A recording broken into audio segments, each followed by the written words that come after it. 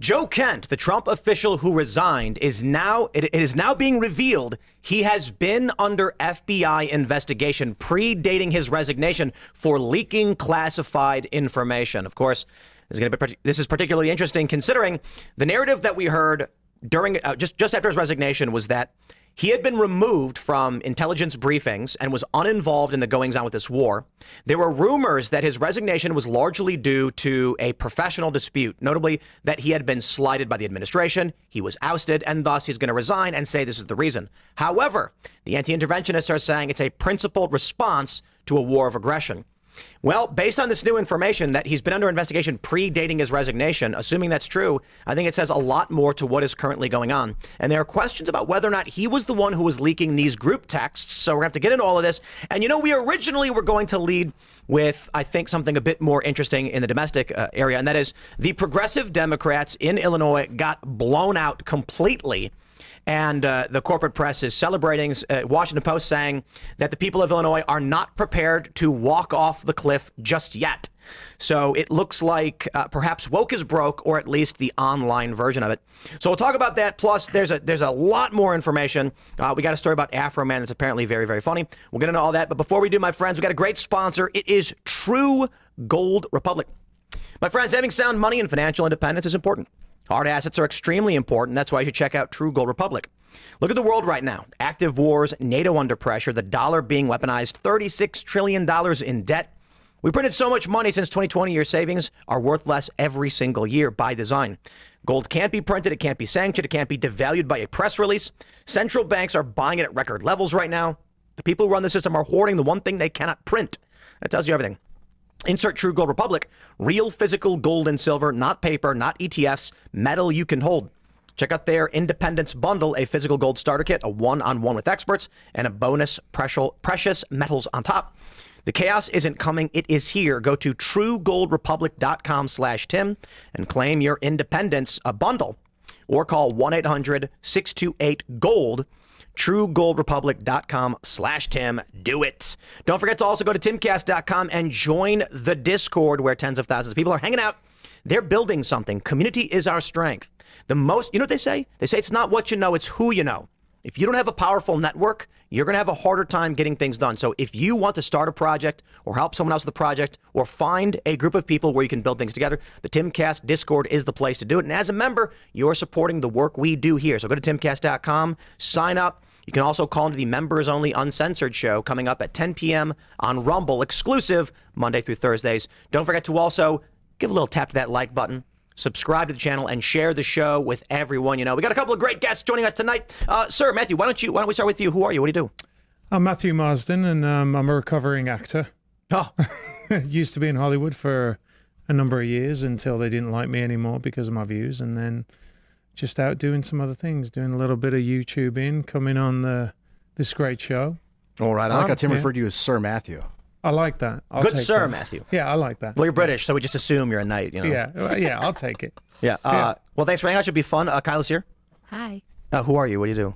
My name's Kyla. I'm a YouTuber, political debater on everywhere, basically. Right on. It should be an interesting conversation. Of course, Ian's here, but he doesn't need an introduction. The chaos is here. I liked how you said that in the ad read earlier. The chaos is not here. Coming. It's here. I am Indeed. the chaos. It's here. Let's get into the news. We've got this. This is breaking news just dropping in the past few minutes. Joe Kent, who resigned from the Trump administration over the war with Iran, is under FBI investigation. So this news is currently breaking. We have this clip from Laura Ingram's show on Fox News. Saying that Joe Kent, the former director of the United States National Counterterrorist Center, this is from Semaphore, he just resigned. He's now under FBI investigation for allegedly leaking classified information. And the investigation predates his departure. So we've seen this report going around, not that the FBI is investigating. We have this from AZ Intel. Former National Counterterrorism Center Director Joe Kent is under FBI investigation for allegedly leaking classified information. Sources tell Semaphore, adding the probe began before his departure. So let me just start by saying I've got my ear to to the ground. As many of you know, we have friends who have been on the show and are now in the administration. So friends in the administration as well as members of Congress and their staff. And I've been hearing some rumblings in the Beltway. The rumors that I heard from people that are much more loyal to Trump is that Joe Kent was leaking classified information, at least that's the allegation, and was ousted from these meetings. So they basically booted him out and said, this guy's no good. They think he's the leaker. He felt, at least this, again, the perception, slighted personally and professionally, and that from the View, again, this is all just rumors, they don't think that Joe Kent is truly motivated by Israel, the issue of Israel or Iran, and that it's more personal, and that he's using this as a means to slight professionally an administration that he felt had wronged him. Considering we've got past comments and tweets from Joe Kent about the severity of the threat from Iran, I think this is why many people believe this may be the case. That being said, he appeared on Tucker Carlson recently and talked about what he thought was the real issue, and that was that Israel had pressured us into this war, and that he was not in favor of that. It's what he wrote in his resignation letter. He's being hailed as a principled man who stood up for what is right, pushing back on the Israel lobby. So I'm not entirely sure what is going on, but what I can say is this reporting is that he's been under investigation before he actually resigned. So that lends itself to the he's presumed to be the leaker. Again, we don't know that he is, but I think you were mentioning, you looked it up, he was involved in those leaked group texts. Is that what happened? Yeah, in 2015, you remember the Telegram stuff. 2015? 2025. Yeah, that was a long time been ago. around for a while. Yeah, apparently, I haven't been able to confirm it, but I just searched for it on the internet, and therefore it must be true. But that he was involved with it and said that there was not an imminent threat back then before they attacked Yemen. This is in regards to the bombing in Yemen. And I think he was saying after the fact that there hadn't been, that he saw an imminent threat. I really don't want to misquote him. I've got Seattle Times confirming what you're saying. Which one? That he was in the group chats? That he was involved. I don't know. It's just a headline right now, so I don't know to what extent. But These were like the Hegseth group chats where they were like being called out or whatever. what they were talking about, like they were planning like national security stuff. Right. over the group chat. And then the argument they made was that it was like national security stuff after the fact. Like, well, we had already decided to release this, so the texts don't really matter. Which, I mean, if it's true that this guy was leaking the stuff, he was in the chat. Right. So, I mean, the presumption would be that's what was getting leaked. I mean, what else got leaked that he would have been involved in? Well, it's just if he was involved in the leak before, why are you only investigating after he steps away? No, the investigation predates this. That's what they reported. They're reporting, but they're only publicizing this investigation now. I suppose if there's an FBI investigation, you don't know they're doing it until they decide to make it public. And perhaps because he came out and resigned, they said, okay, then publish it. I mean, if he was being investigated by the FBI, I doubt they're going to fabricate documents, you know, with fake dates predating his resignation. Sure, but a lot of people were upset when these like signal leaks happened because of the like incompetence of the group, right? If he was one of the principal actors involved, why not mention like, you know, certain members are under investigation to see like how this. They'd have to fire him. And Well, they could maybe, but like it just the timing is I guess when it comes to breaking news, the timing could suggest two separate things, and I think your bias would make you want to go in one direction or the other. But the reality is, he was kicked out of what meetings? The intel briefings on terrorism pertaining to Iran specifically. Who is he leaking to? That's an interesting question. Who was the journalist who published those texts? Yep, I got it. His name is Jeffrey Goldberg. That's right. Editor of The Atlantic. Editor-in-chief. Right. Yeah. So Goldberg got added into it, but again, Oh, right. Yeah. is that leaking it to him? Is that something? Well, Nothing we in any of this. We don't know if that's what was leaked. Well, but even again, I'll Goldberg say, like, said it was an assistant. that added him. Are you under the belief that the Trump administration is creating an FBI investigation right now that they're going to create documents with past dated? Like what is your argument? It's more of a question. It's so breaking news that I probably would be cautious to make any argument. My question here is, though, we have an administration that regularly punishes people who step out of line and are no longer sycophantic, right? And so he makes this major public declaration, basically signaling a MAGA schism. It led to you making that post, right, about how the MAGA coalition is falling apart.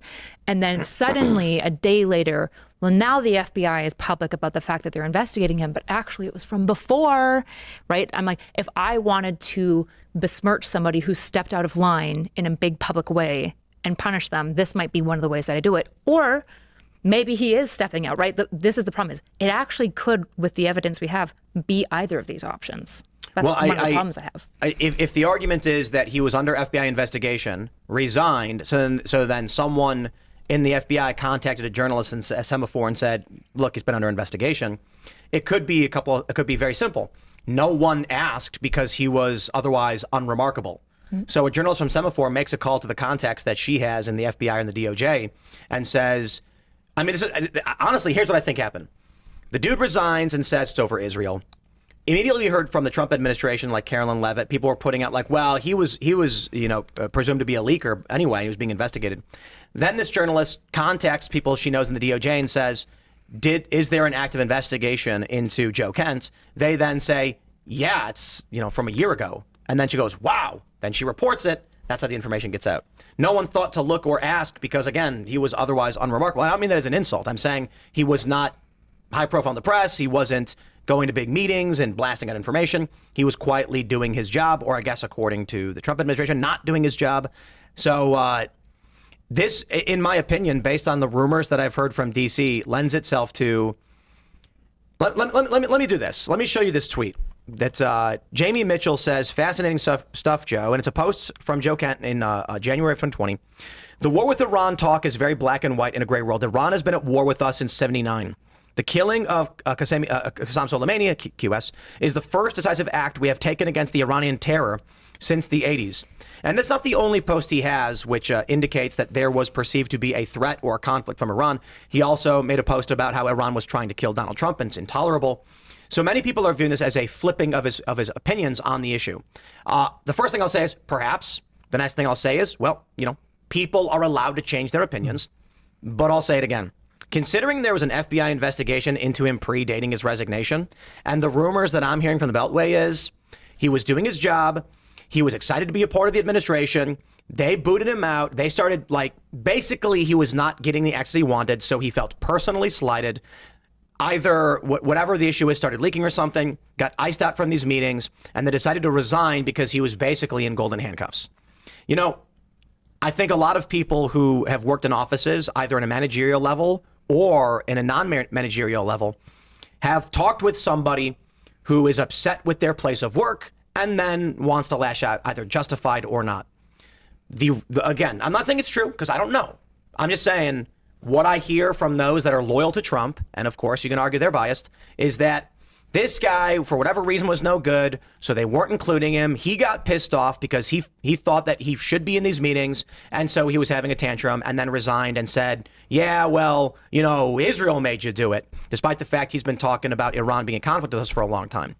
Sure. I suppose the other argument is he came to his senses, was granted access to information where he realized Iran is not a threat to the United States, that Israel is forcing our hand, and then in a truly dignified and righteous stance stood up and said, I will not be party to this administration. I'm just going to add the reason why I don't think that's likely is because they already booted him. So for him to be like, I'm resigning, it's like, yeah, they already kicked you out of the meetings.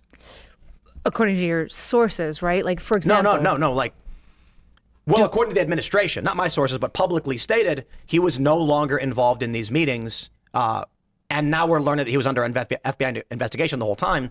That's indicative of there was a problem with his work before he decided to quit. Sure. So the questions I would have is, okay, well, when the Jeffrey Goldberg stuff happens, I would hope that almost everyone in that Signal chat is under investigation, because they should look at all the people involved and go, who here is responsible for this leak, right? So one of the questions I would have is, if he's involved in this investigation, how many other people are also listed as people in the investigation, and did they experience the same icing that he did, right? I don't know, right? What could have happened is that he sees MAGA as a sinking ship. He wants to detach himself from it publicly and politically, and saw the Iran war, which is very unpopular, right? As an opportunity to jump ship. He understands that the midterms are looking rough. He knows that his legacy is going to end eventually, and this was the easiest route out. And he took it. And then when the FBI saw that, they're now just dropping information that besmirches him, right? And this is what I'm saying. When it comes to breaking news, it could be both of these things. I would agree with you largely. I think that there is a sect of right-wing personalities that think they think Trump is cooked, and so they're shifting away from him. I think a lot of this has to do with what I would refer to as a mass formation. Here we go again. Mass formation psychosis around Israel. And I know I'm so sick of talking about it, but Joe Kent's resignation has to do with Israel. An overemphasis on Israel in foreign policy, overlooking like that Joe Biden was involved in the Burisma scandal. All of a sudden it's Israel and the people just ignore this. Or the Qatar-Turkey pipeline, which I talk about ad nauseum. And all of the past 20 years of foreign policy we've discussed on the show. You have prominent personalities there building a massive base by creating a singular enemy by demagoguing and saying Israel's done everything. So it could be as simple as, and I don't want to say this is exactly what you're saying, but you can clarify after I finish my point if this is correct. But my view is that it is a strong possibility. Joe Kent getting booted from his meetings. He's reading the room and he's like, look, Candace Owens is getting gangbusters views. Megyn Kelly, Tucker Carlson, MAGA is not. Ben Shapiro is not. Ben Shapiro's views, they're not bad, but they're way down. And Candace Owens is through the roof. So he's going, which side am I going to go on? I'm going to go on the side that hates Israel. That's where the people are at. I think that there's a decent probability there because of what we have seen with the likes of Megyn Kelly, Candace, Tucker Carlson, Jimmy Dore, and many. Well, to be fair, Jimmy's not a conservative, but many people on the right have just dramatically shifted from being anti-woke to anti-Israel. Mm-hmm. And I have no idea why. I mean, just people started doing it. Make up any reason you want. Maybe it's just that it's a very compelling argument, I suppose. I think it is wrong, but they've all started doing it.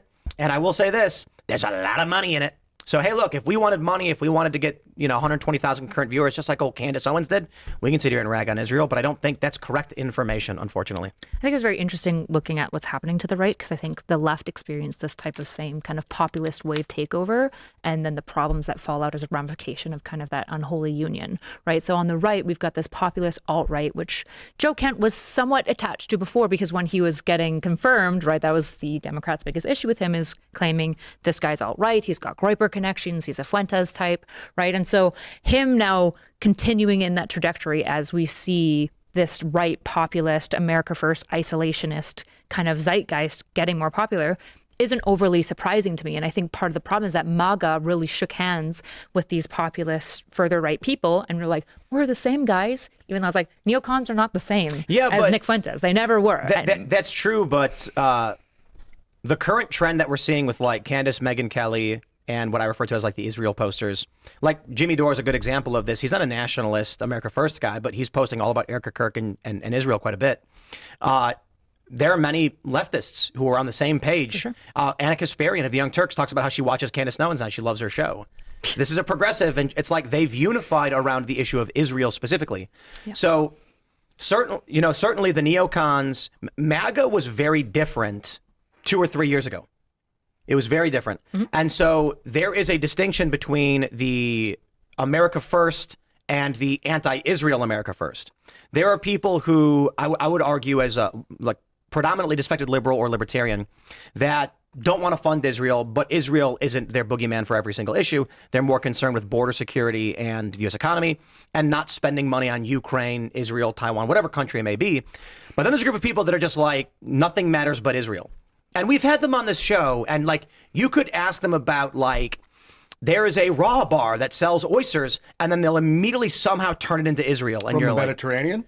And no, Eastern Mediterranean? Well, are you sure? Yes. And then they'll say, have you ever been to the Mediterranean? And I'm like, why did you bring this up? We were talking about oysters. I'm like, well, because when I was in Israel, and then you're just flipping the table over, like, what does that have to do with anything? So I have a lot of conspiracy theories, I suppose, or theories on this. One I would say is that it's potentially just an emergent phenomenon without the constraints of, well, I would say not with constraints, because the progressives don't like Israel either. But you are seeing on X, people will get thousands of retweets when they just blame the Jews for something. And I think this has to do with the foreigners that are operating bot accounts that we know they are. There are a lot of anti-Israel countries in this world. There's a lot of Muslim nations in this world that don't like Israel.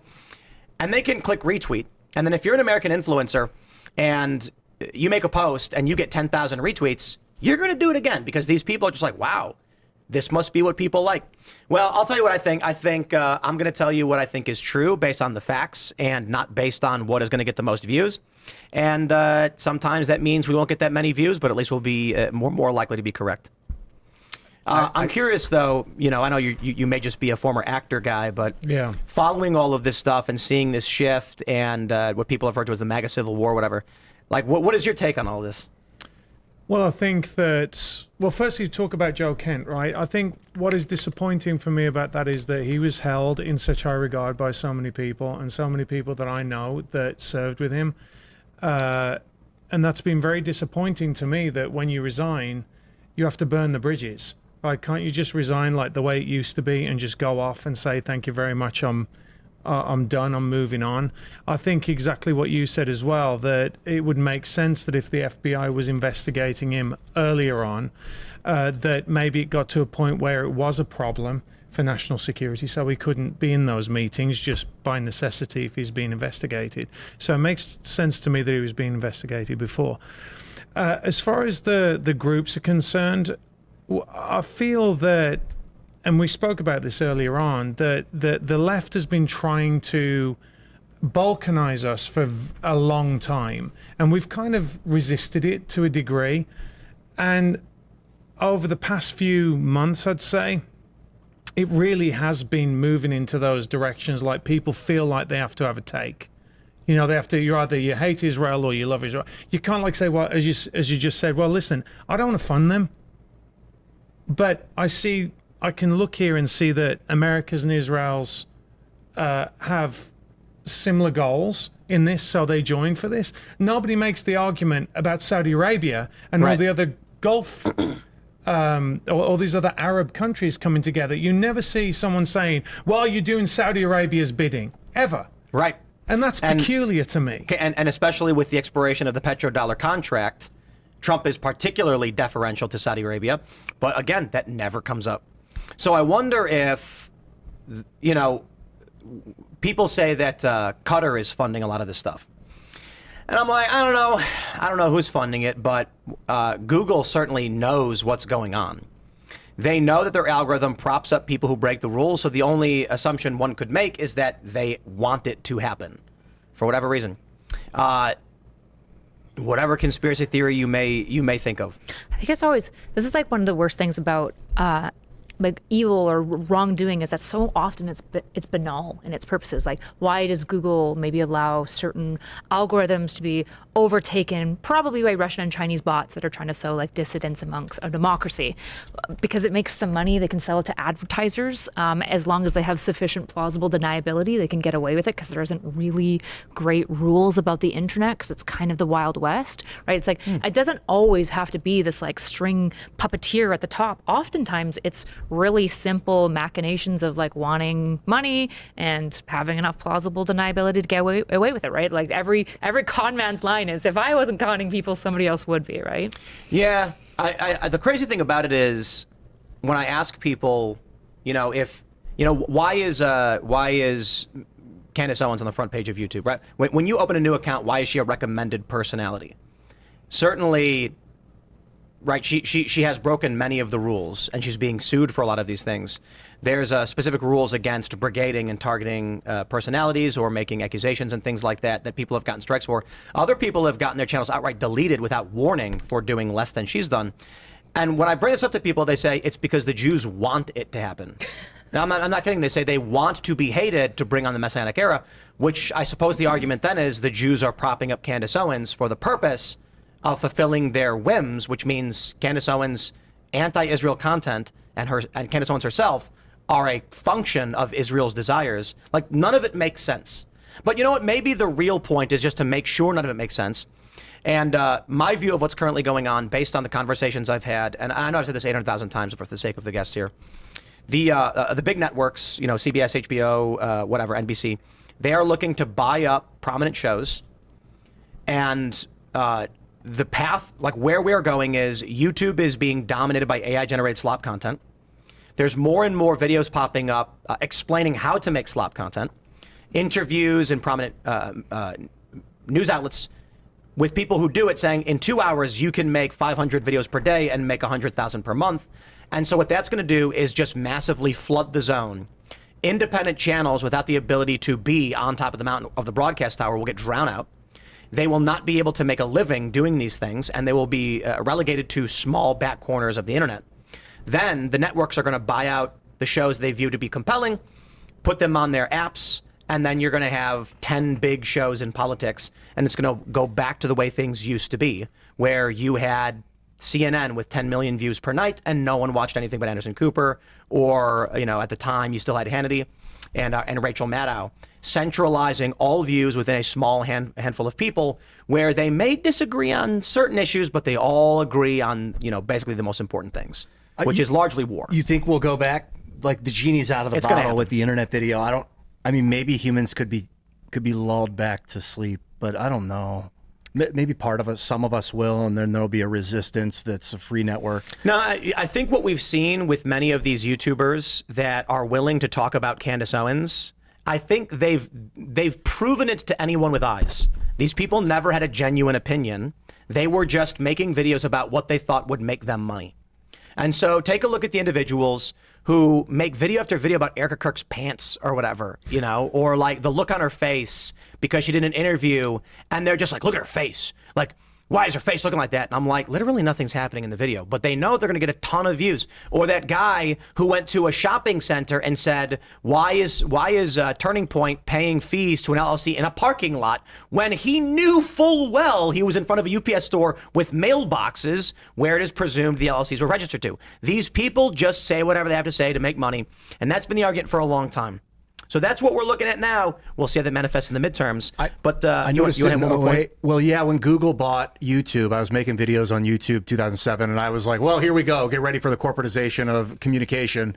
And then a bunch of my friends started getting really rich doing maker studios, and they would sit and watch the analytics, and they started calling it content. I'm like, dude, it's not it's me communicating to you. I'm talking to you. This is me. It's product. And they'd be like, yes, our product is doing well in the market of analytics. And I'm like, oh my God. And it just became about getting the money. It became about the views, not just the money, but it became heavily about the money and being relevancy is one thing, but the money, when Google got that money in there, it's not that, I don't think you started doing this, Tim, for money. I didn't start doing this for money. I still don't. It's like that you can get paid for. It's still fucking insane to me. It's a job. I'd like to be able to make a living doing something. But the reason we get here is because I was making videos and they weren't making money. And then one day they were. I was like, oh, wow. Look at that. I don't got to do anything else. I watched maybe 80 or 85% of my friends fall into the obsessed with the money part of it when that happened to them too. When they're like, oh shit, you can make money off this? It's not so much the money though. I think for a lot of these people, it's the viewership. It's looking at that number. It's like putting out a video and seeing 300,000 and you're like, wow, I filled 3 stadiums. And they get addicted to that social acceptance. It's the same thing we see with teenage girls on Instagram. They post a picture of themselves, and if they don't get enough likes, they delete it and then post a new one. And they get depressed when their metrics go down. One thing I've pointed out quite a bit is that you will get YouTubers, and you can look throughout history of YouTube, that will have breakdown videos where they're crying, saying, I just can't do this anymore. And all you got to do is look at their past several videos, and you'll almost always see 1 million views, 900,000 views, 700,000 views, 400,000 views, mental breakdown video, guys, I can't do this anymore. And it's because it's a normal human thing where they feel like I am fighting as hard as I can, but no matter what I do, I'm failing. Instead of just making videos because they have something to talk about and they want to talk about something, they're actually feeling more and more depressed because they're not getting views anymore. That's a sad cycle, because the more miserable you get, the less interesting you are to watch. So the people that get sad about being sad, and then their views go down, and they're sad about that, which makes the views even worse. No, I think it's different from that. When they make the I'm dying and I can't do this anymore video, they get 10 million views, and then YouTube boosts them in the algorithm again. They make another video and they're back to getting 1 million views, and they're like, you know what, I'm feeling good now. It's a psychotic machine. You're right about the relevancy obsession. Yeah, PewDiePie just put a video talking about algorithm brain and how everyone's being made to be retarded by these social media algorithms. And he actually made a few good points. He said, get a separate device for browsing social media and don't make an account. Just always use a private browser, or use a device not yours so that none of your apps, none of your emails, nothing is connected to it. Otherwise, they're going to start manipulating you to see things they want you to see, which is creepy, but that's the way it works. So stop chasing the algorithm, and that growth for the sake of growth is cancer. Or can become cancerous. Corporations, the ethos of we must expand I think that's going to change too, because a corporation that just grows for the sake of growth ends up overtaking itself and strangling out its own system. Like, it becomes a machine. Yeah, sustainable corporations, man, that their whole sole purpose is to sustain the environment. And if you can live like that as a creator too, it's not about. Do you mean like a generic environment, like just the system that they've built is to sustain itself? Yeah, to sustain the luxury and the beauty that's provided for you to create what you're, This is why nonprofits don't work, because the function of a nonprofit should be to put itself out of business. But have a 20-year-old nonprofit with an executive director who signed on 3 years ago who makes $200,000 a year, and he's going to be like, I don't want to lose my job. But let's jump to this story. We got more news. It's from Axios. The squad left suffers complete wipeout in Illinois. Heavens me, all of the progressives got just wiped out. And here we go, ladies and gentlemen. I got a question for you guys. What do you think Axios focuses on in this article about the progressives losing in Illinois? What do you think is the true subject and focal point of this article? Racism. AIPAC. No. You are correct, because you probably read it, right? I've seen AIPAC posting all day. Like, It's Israel. Like running laps. So I pull up an article talking about progressives losing, and these are people who are protesting ICE operations in DHS. But again, welcome to the psychobabble reality, because the whole article is just about AIPAC. That's it. Now, to be fair, AIPAC did back a bunch of their opponents and then celebrate. But there's certainly a lot more to talk about than just AIPAC. If you want to talk about AIPAC, that's fine. But literally every point in this, like how many times let's just do this. 12 times in this article, the word, look at this. It's so frustrating my too, God. because I'm very critical of AIPAC, but I'm critical of AIPAC for the same reason I'm critical of almost every single super PAC and carry committee, which is that I don't like unreported money, and I don't like high power special interest lobby groups having so much capacity and weight in our elections, regardless of like what they're for, right? I don't want oil lobbyists just like funding and driving. I don't like that. Like, I don't like carry committees. I think that they're bad generally. I think they've been bad for our democracy.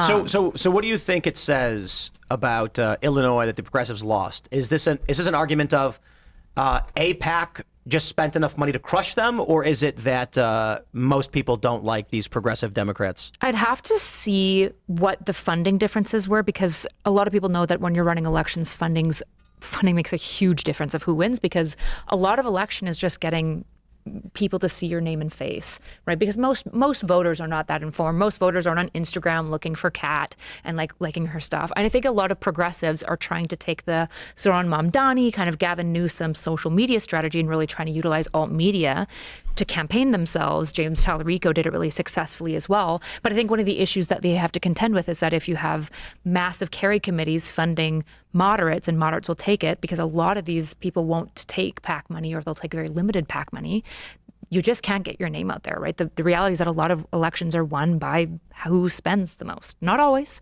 and sometimes there are breakout elections, but the statistical norm is that. Well, I suppose like an article like this, the progressives are going to make the argument, and they're going to rally a ton of support from conservatives that Israel interfered to stop the far left from losing. Then I imagine with articles like that, I mean, this is Axios, right? Axios is supposed to just be like plain old reporting the news. They do lean liberal on a lot of issues, but certainly you can criticize AIPAC for funding candidates, but there are many other issues in this election, notably like Kat Abugazela, for instance, was arrested. She was at these ICE protests. That's going to sour her view to many individuals who live in Illinois. She's also Palestinian, pro-Palestine, critical of Israel in the most Jewish district in the state, I believe, in Evanston.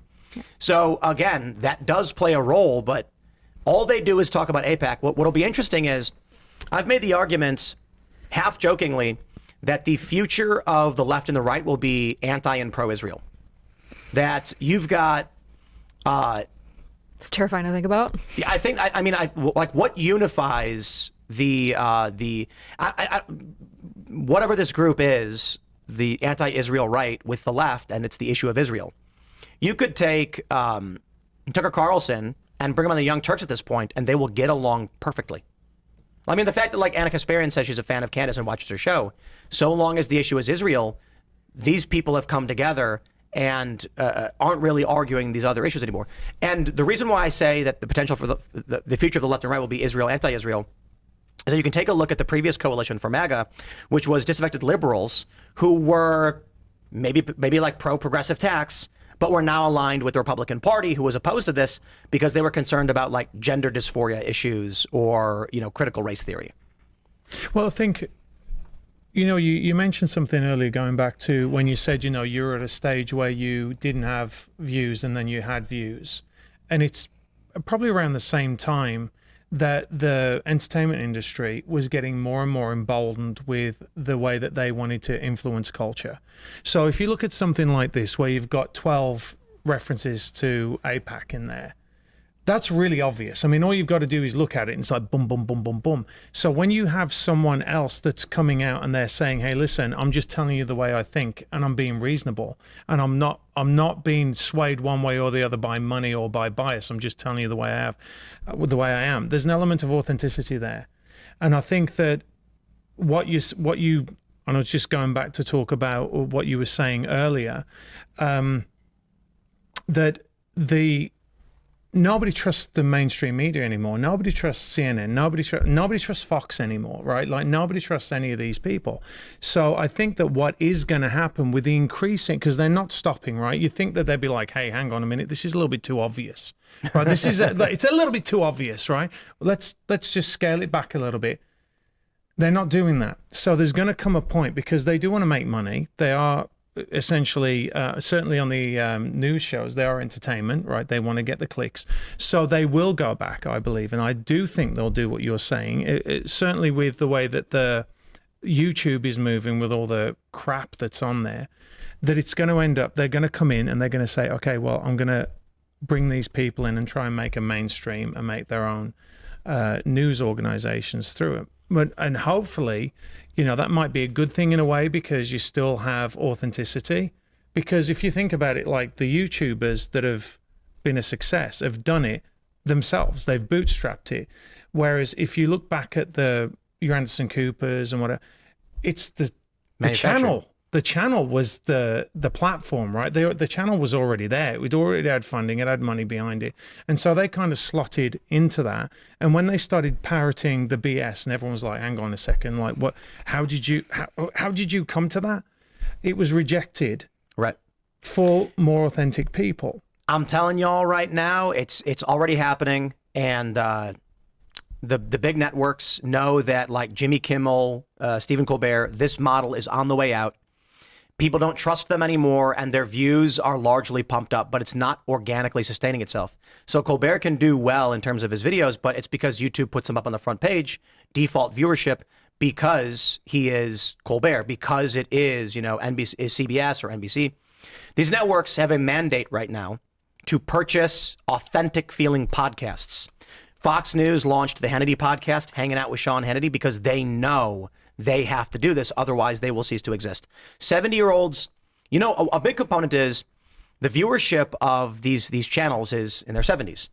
And that's it. They're not getting the views in the key demo. So what's going to happen is there's going to be a semi-decentralized series of podcasts picked up by every major network. Everybody else, you are going to be on YouTube, and you're going to be fighting against AI content that can be produced 10 times as fast for a tenth of the money, and there's no way you'll make it. Yeah, one more point. Regular people are going to say, I don't use YouTube, it's just noise.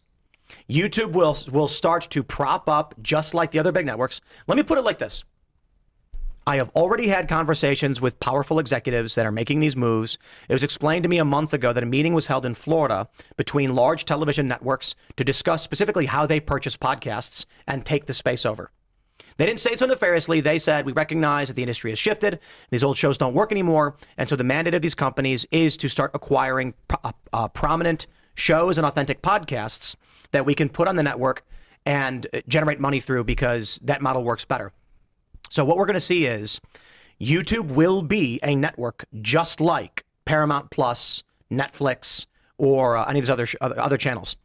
The way they're going to operate, though, is not going to be the same, where it'll be somewhat like a hybrid between Amazon and, say, Paramount Plus.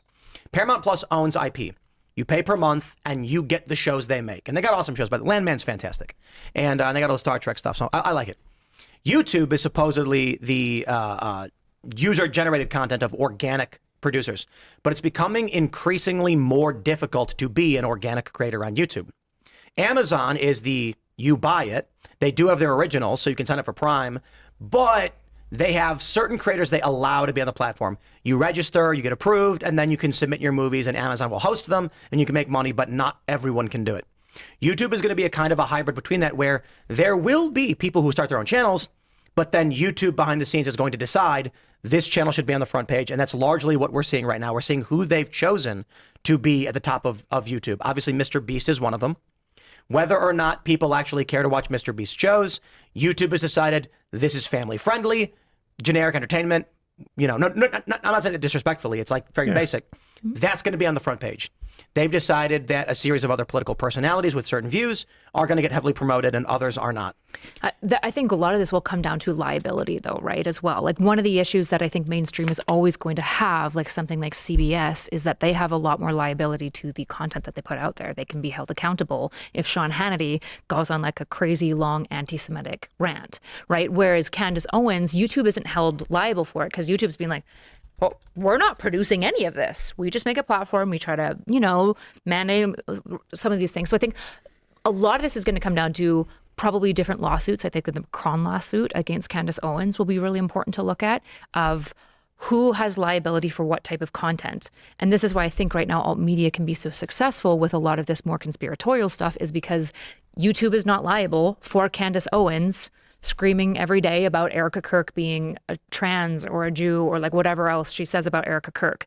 But CBS might actually be liable for that, and they won't take that risk on. Not for long. We've got this story from The Verge. Congress considers blowing up internet law. Uh-oh. Section 230 is not one of the 10 commandments.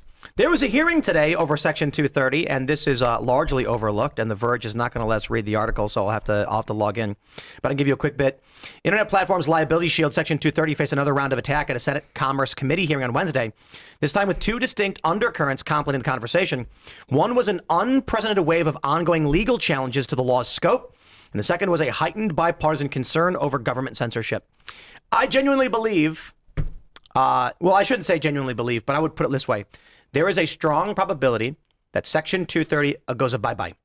For those who are not familiar with what Section 230 is, it is blanket immunity in an absolutely ridiculous way for internet content providers. What it's supposed to do. Well, Section 230 of the Communications Decency Act is supposed to, basically the argument is this.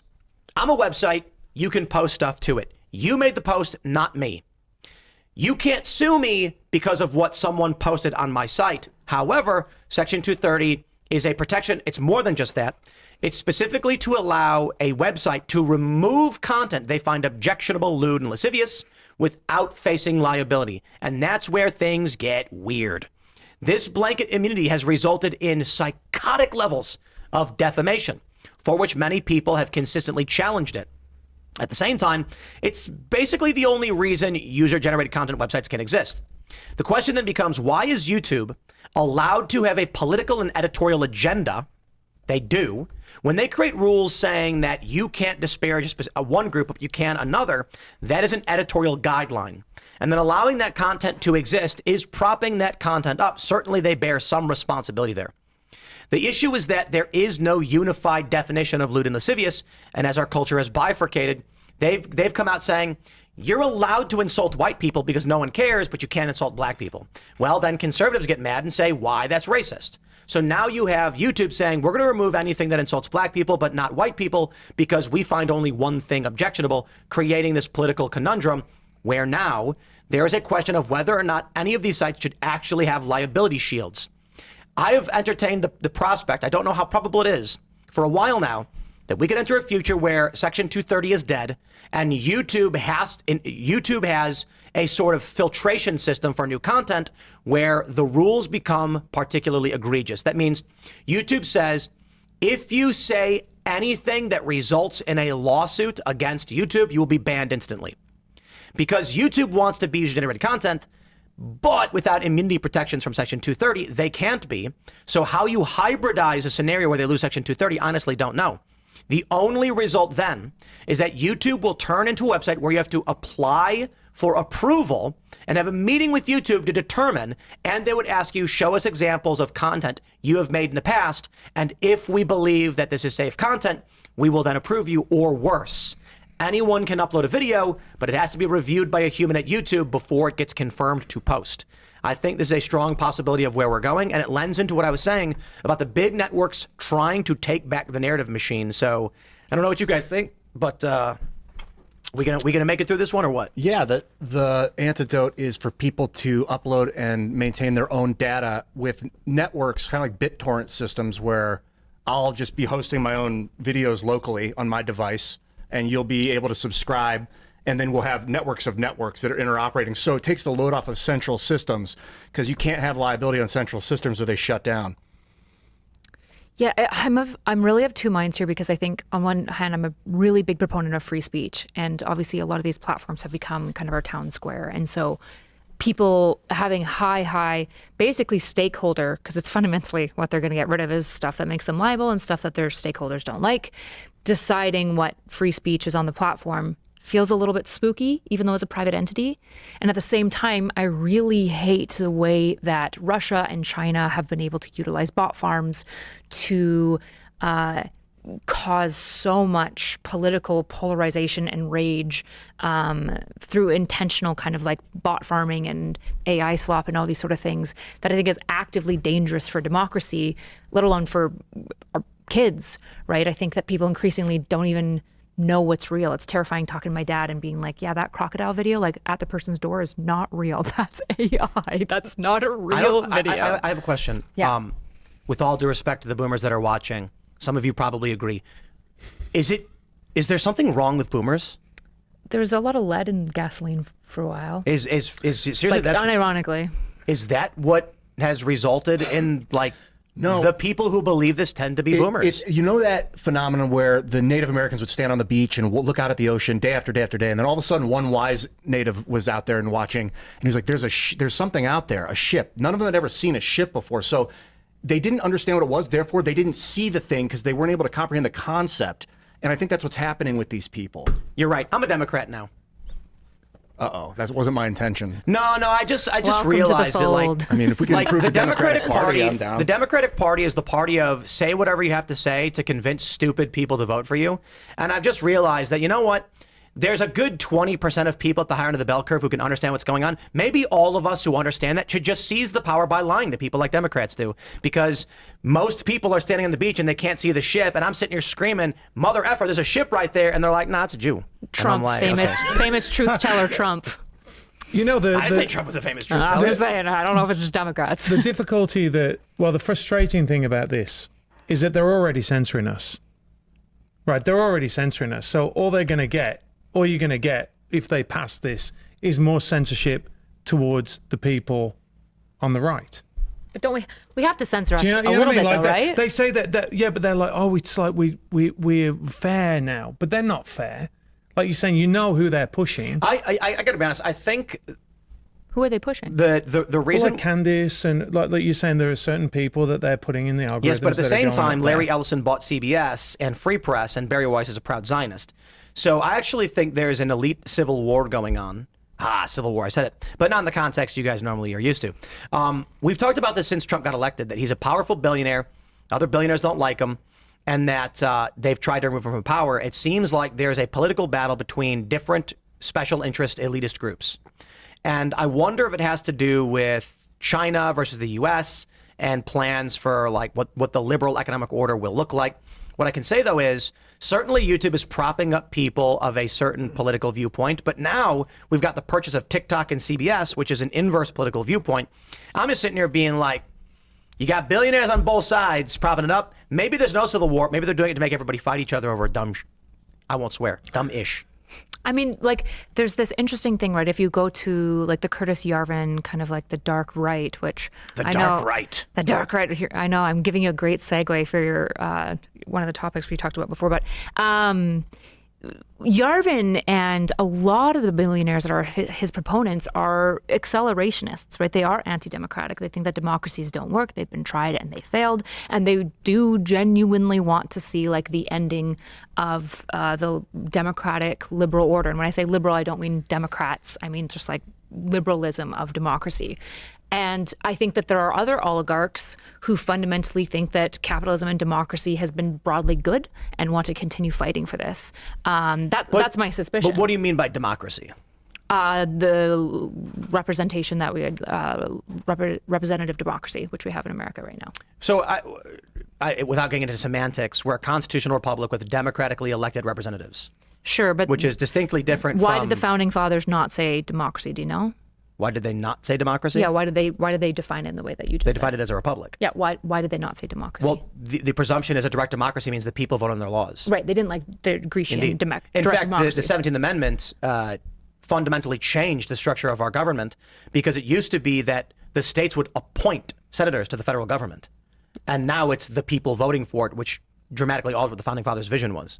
Oh, well, sort of. It depends on which founding father you're talking about. Well, sure. Because but the suffrage system they created, obviously there was dissent. There were the Federalists and Anti-Federalists. But the system they created functioned as you voted for your state reps, your states were effectively their own entities, and then the state would appoint senators to go to the federal government. Right, but they were very open and acknowledging because for them, suffrage was about stakeholdership. All they wanted is to make sure that the people who were voting had stakes in the country. I agree with that. Right, I do too. I actually think Amazing. that stakeholdership. The issue is they at the time were like, oh, what's the best test of stakeholdership in our brand new little baby country? Conscription. Well, at the time it was actually landowning, right? Because they're like, well, landowners are the most motivated to make sure the Brits don't take the colonies back, so we're going to give it to landowners. But they were always open that it would have to update and that suffrage would have to change based on proper stakeholdership. I think now being a citizen over 18 is sufficient stakeholdership. No way. Which is why every political philosopher will tell you we have a democracy. It's a representative democracy. It's not a direct democracy. Well, But actually, yes, I would federalism. argue we have simultaneously a multicultural democracy and a constitutional republic, and they're trying to coexist within the same space, and that's what's causing a lot of these problems. Because I certainly don't agree that being 18 and a citizen is sufficient, because you have people who don't understand and don't care voting simply because the strategy of the Democrats, the reason why they don't want the SAVE Act, for instance, has nothing to do with illegal immigrants voting. Like the conservatives will say the Democrats want illegal immigrants to vote, which is not true. The Democrats want to send young activists to rock concerts to register people to vote who don't know and don't care. Then they can go ballot harvesting, or they can do voter drives and get people who aren't paying attention to vote. That is bad for any democracy, whether it's a constitutional republic with democratic institutions. Maybe. Would you actually argue that uninformed, ignorant people being pressured to vote is a good thing for a system? I think it could be. I think I think Ow. Well, I think that voting in self-interest is the best way to vote. I think that like when voters are uninformed and stupid and they just vote for what's best for them, that I think But is they're not usually, voting for what's best for them. I think they usually are, right? This is why small business owners tend to go right because they want lower taxation. This is why people in the healthcare industry tend to go left, and universities because again they're in these industries and these Agreed, but are that's the not what spaces. we're talking about. We're talking about those man on the street videos from Times Square where they ask someone to name a country that starts with the letter U, and they go Utah. And look, I'm not here to defend the American citizens' foreign policy knowledge. But hold on.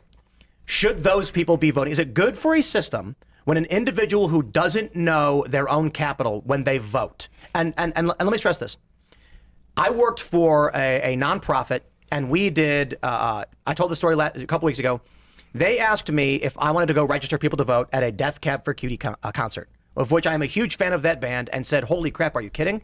And then I didn't even realize they gave me an all-access pass, and all I had to do was get people to register to vote. The people who were at that concert did not know the first thing about what they needed or wanted. They were completely clueless 18-year-olds. When voting time comes, people go to them and say, vote Democrat, and they go, okay, I guess, and they don't know why they're voting. I don't know if that's true that they say I will tell you vote as an activist Democrat. who personally went to these people and asked them to do it, they could not tell me left from right in politics. I believe that. They're voting. The thing that I'm saying, this is one of the issues, right? Do we limit democracy? I'm open. Yes. I'm actually open to it. The issue is how do you do it in such a way that every partisan side and every person feels not unfairly done by, right? And again, suffrage isn't about who's most informed. Suffrage is about who has stakes, right? Who has stakes in the country, which every citizen does. Now, my actual perfect limited democracy is there's a magical button that you touch, and God knows your heart and knows if you love your country, and if it goes green, you get to vote, right? So wait. You're a patriot, right? Essentially, But you like your that country. would mean Republicans win every election from here on I out. actually think lots of liberals. I mean, who was holding? I'm not saying who was liberal. holding signs? We love America. We're not in talking the about last liberals. election. We're talking about progressives. Well, liberals are Democrats, right? Yeah, I'm liberal. Progressives vote Democrat. They tried running these races, and I think if you pressed a button, and when you press this button, God would just be like, if you don't love your country, your vote doesn't count. We can't Republicans vote. would dominate everything. Possibly. I don't actually know if that's necessarily Well, true. do you think the Democrats? Which side has more nationalist fervor? I mean, do you really think the Democrats would? Potentially, yeah, I think so. Oh, come on. Yeah, well, I mean, what would Democrats do? They would immediately start rising left fervor for patriotism, right? But That's what would happen. these are people who, I'm not talking about Democrat liberals. I'm not talking about your run-of-the-mill regular liberal in the city. They'll wave an American flag. But when you go to Portland, for instance, the protesters during one of these BLM marches or whatever went to a random house. They're marching through a neighborhood. He has an American flag, and they knocked on his door and told him to take the flag down or else. Those people, they vote, and their vote won't count if you press that button. Well, on the right, again, God might say they love Portland. They love the people around them, right? And again, part of the reason why this is funny. Well, I they think certainly don't love their country. loving They think your America's a neighbors terrorist within state. America and having major criticisms, part of being American is having issues, right? Lots of libertarians, I say, would be patriots, even though they're also very, very critical of the American government, right? And so, would some people not count on my magical God test? Yes, but it's a magical God. It's why it's kind of a joke, is that we can't know these things necessarily. But I think a good stakeholdership is I care about the outcomes of my country. And I think the reality is that a lot of progressives do care about the outcomes of their countries. They genuinely do. Let's try this. In a system, let's say there's 100 people, and it's a standard IQ bell curve, and let's say the top 40% don't vote, so the bottom 60% do. Well, they definitely would. No, but I'm just saying as a hypothetical. I'll grant it. So let's say you have 100 people, and the top 40% of the most intelligent decide we're not going to vote. The bottom 60 does vote. Will that system survive? I think it will. Based on so I could be wrong. This is one where I'm 65% on this. I could be moved either way. I think it will. You think that the low end of the bell curve on intelligence can sustain a national economy and system? Well, not a national economy and system. We'll vote. We'll be able to have I'm successful saying, voting. will the system survive if only the stupidest people are the ones who are running it? Wait, okay, no, these are two different questions. Are we saying the people that are also running in office, basically intellectual, high IQ people in general, abandon the country? There's just 100 people. Yeah. The top, and they're voting on issues of how they run their little micronation. The top 40% of intelligence say, I'm not interested. Well, my question is, who are the politicians? Are they also part of the low IQ? It's that bracket of 60%, the 60% from So from the politicians themselves are to stupid. They're in that same bracket. The top 40% have removed themselves Okay, well, from the system. if now we're getting to who actually is in office, that's a different conversation. But I'm talking about voters, right? I don't think voters have to be high IQ. I obviously want politicians to be informed and educated. But again, my question is, you have 100 people, and the top 40%, let's just say, remove themselves from the process entirely, and only the bottom. We say bottom 60%, but from the bottom to the top to slightly above average, they're the only ones engaging in politics. Will that system survive? Only ones engaging in politics? No, because that's assuming that politicians. But that's not what I'm talking about when I'm talking about the voter. I know. I'm presenting this hypothetical that system because would not survive. No. My point largely is that if you argue that you only need to be 18 years old and a citizen in order to vote, you are going to have the ease of opportunity to get more ignorant voters versus smart voters. So if you take a look at well, no, because lower IQ people are also going to come up against different resistances that make them less likely to actually turn out and vote. I not suspect when you they're going to have go high to attrition urban rates. locations where you have high density of people and you need 2 activists to go to each apartment building to get 500 votes each. And all you have to do to convince them to vote is say Trump's a Nazi, and they go, okay, and then they vote Democrat. Well, arguably, then the Republicans are doing the same thing. They're just going to other areas and being indeed, like, but Biden's a Republicans don't have communist, and they're like, population blah, blah, blah, blah. density. Republicans don't have population density, and Republicans are disagreeable. I'm sure you've seen that graph that shows the Democrats are a singular cluster that largely agree, and the Republicans are a disparate bunch. I think a great example of this is the current trends that Tucker Carlson, Megyn Kelly, Candace, etc., that were big Trump supporters and now are not. The right is absolutely fractured. Joe Kent's resignation. MAGA may be still MAGA. People may still support Trump, but the libertarian, disaffected liberal coalition that wrapped around, that boosted them, are not on board. So that's going to make it increasingly difficult to convince someone on the right. You know what really, really sucks is that I watch some of these liberal YouTubers, and it's just really. I'm gonna throw David Pakman out here as a great example of this. So several years ago, this was Trump's first term, I made a video for my 4 p.m. Segment saying Donald Trump sees record high approval rating. And David Pakman on the same day made a video saying Donald Trump sees record low approval rating or record high disapproval. And I thought to myself, this is crazy. How could both of these videos exist at the same time? Am I wrong? Well, I looked back at my video and I checked all my sources and I was like, you've got 538, you've got RCP, you've got all of the aggregates showing that Trump's approval rating is at a record high, especially compared to other presidents. How did David Pakman make a video that's the inverse? He cherry-picked a single poll and made a video about it, saying the exact opposite, and it wasn't coordinated. He just made a video, and I said, is David, I thought to myself, because I've known him for a long time, I'm like, is he doing this on purpose? Like, any honest person that's assessing Donald Trump's approval is going to check the aggregate, not a single poll, because a single poll can be can have errors. It can be static. And well, this is his MO. Him and Brian Tyler Cohen, this is what they do all day, every day. Lord help me. I wish the right was that fucking stupid. I'd have 1 million views. See, so the left will look at the right and they'll look at Tulsi Gabbard defending Iran. And then they'll pull up her shirts, right, and be like, interesting, right? You'll look at, you've got RFK Jr., who's and we'll do the exact same. So this is why the smarts line is also dissatisfactory to me, because nobody's going to agree on it, right? So when everyone's going to feel unfairly like punished by this system, which is why I go, probably universal suffrage is over 18 in citizenry is the best measure we have. We on this show, yes, with a disaffected to right-leaning audience, specifically addressed Tulsi Gabbard's tweet, how she did not make an assessment and just defer to Trump, and that she sold shirts saying no war with Iran, and that I support her in 2020 specifically for anti-interventionist regime change policies. Because the people on the right expect the context and the nuance, and it's very difficult to keep them in the same room together. When I pull up, the only person I ever give credit to on this, despite not really liking the guy, is Hassan Piker, that he actually discusses a variety of topics. And his thoughts and opinions on them, even when I think he's wrong or contradictory. And then I pull up the most prominent of liberal pundits, and I'm like, they just make fake videos. Like David Pakman made a video saying Donald Trump poops his pants, which is just like, yeah, that literally didn't happen. And like, if I could get away with that on the right, man, I'd be making 10 times as much money. Your guys' biggest content creator is Candace Owens.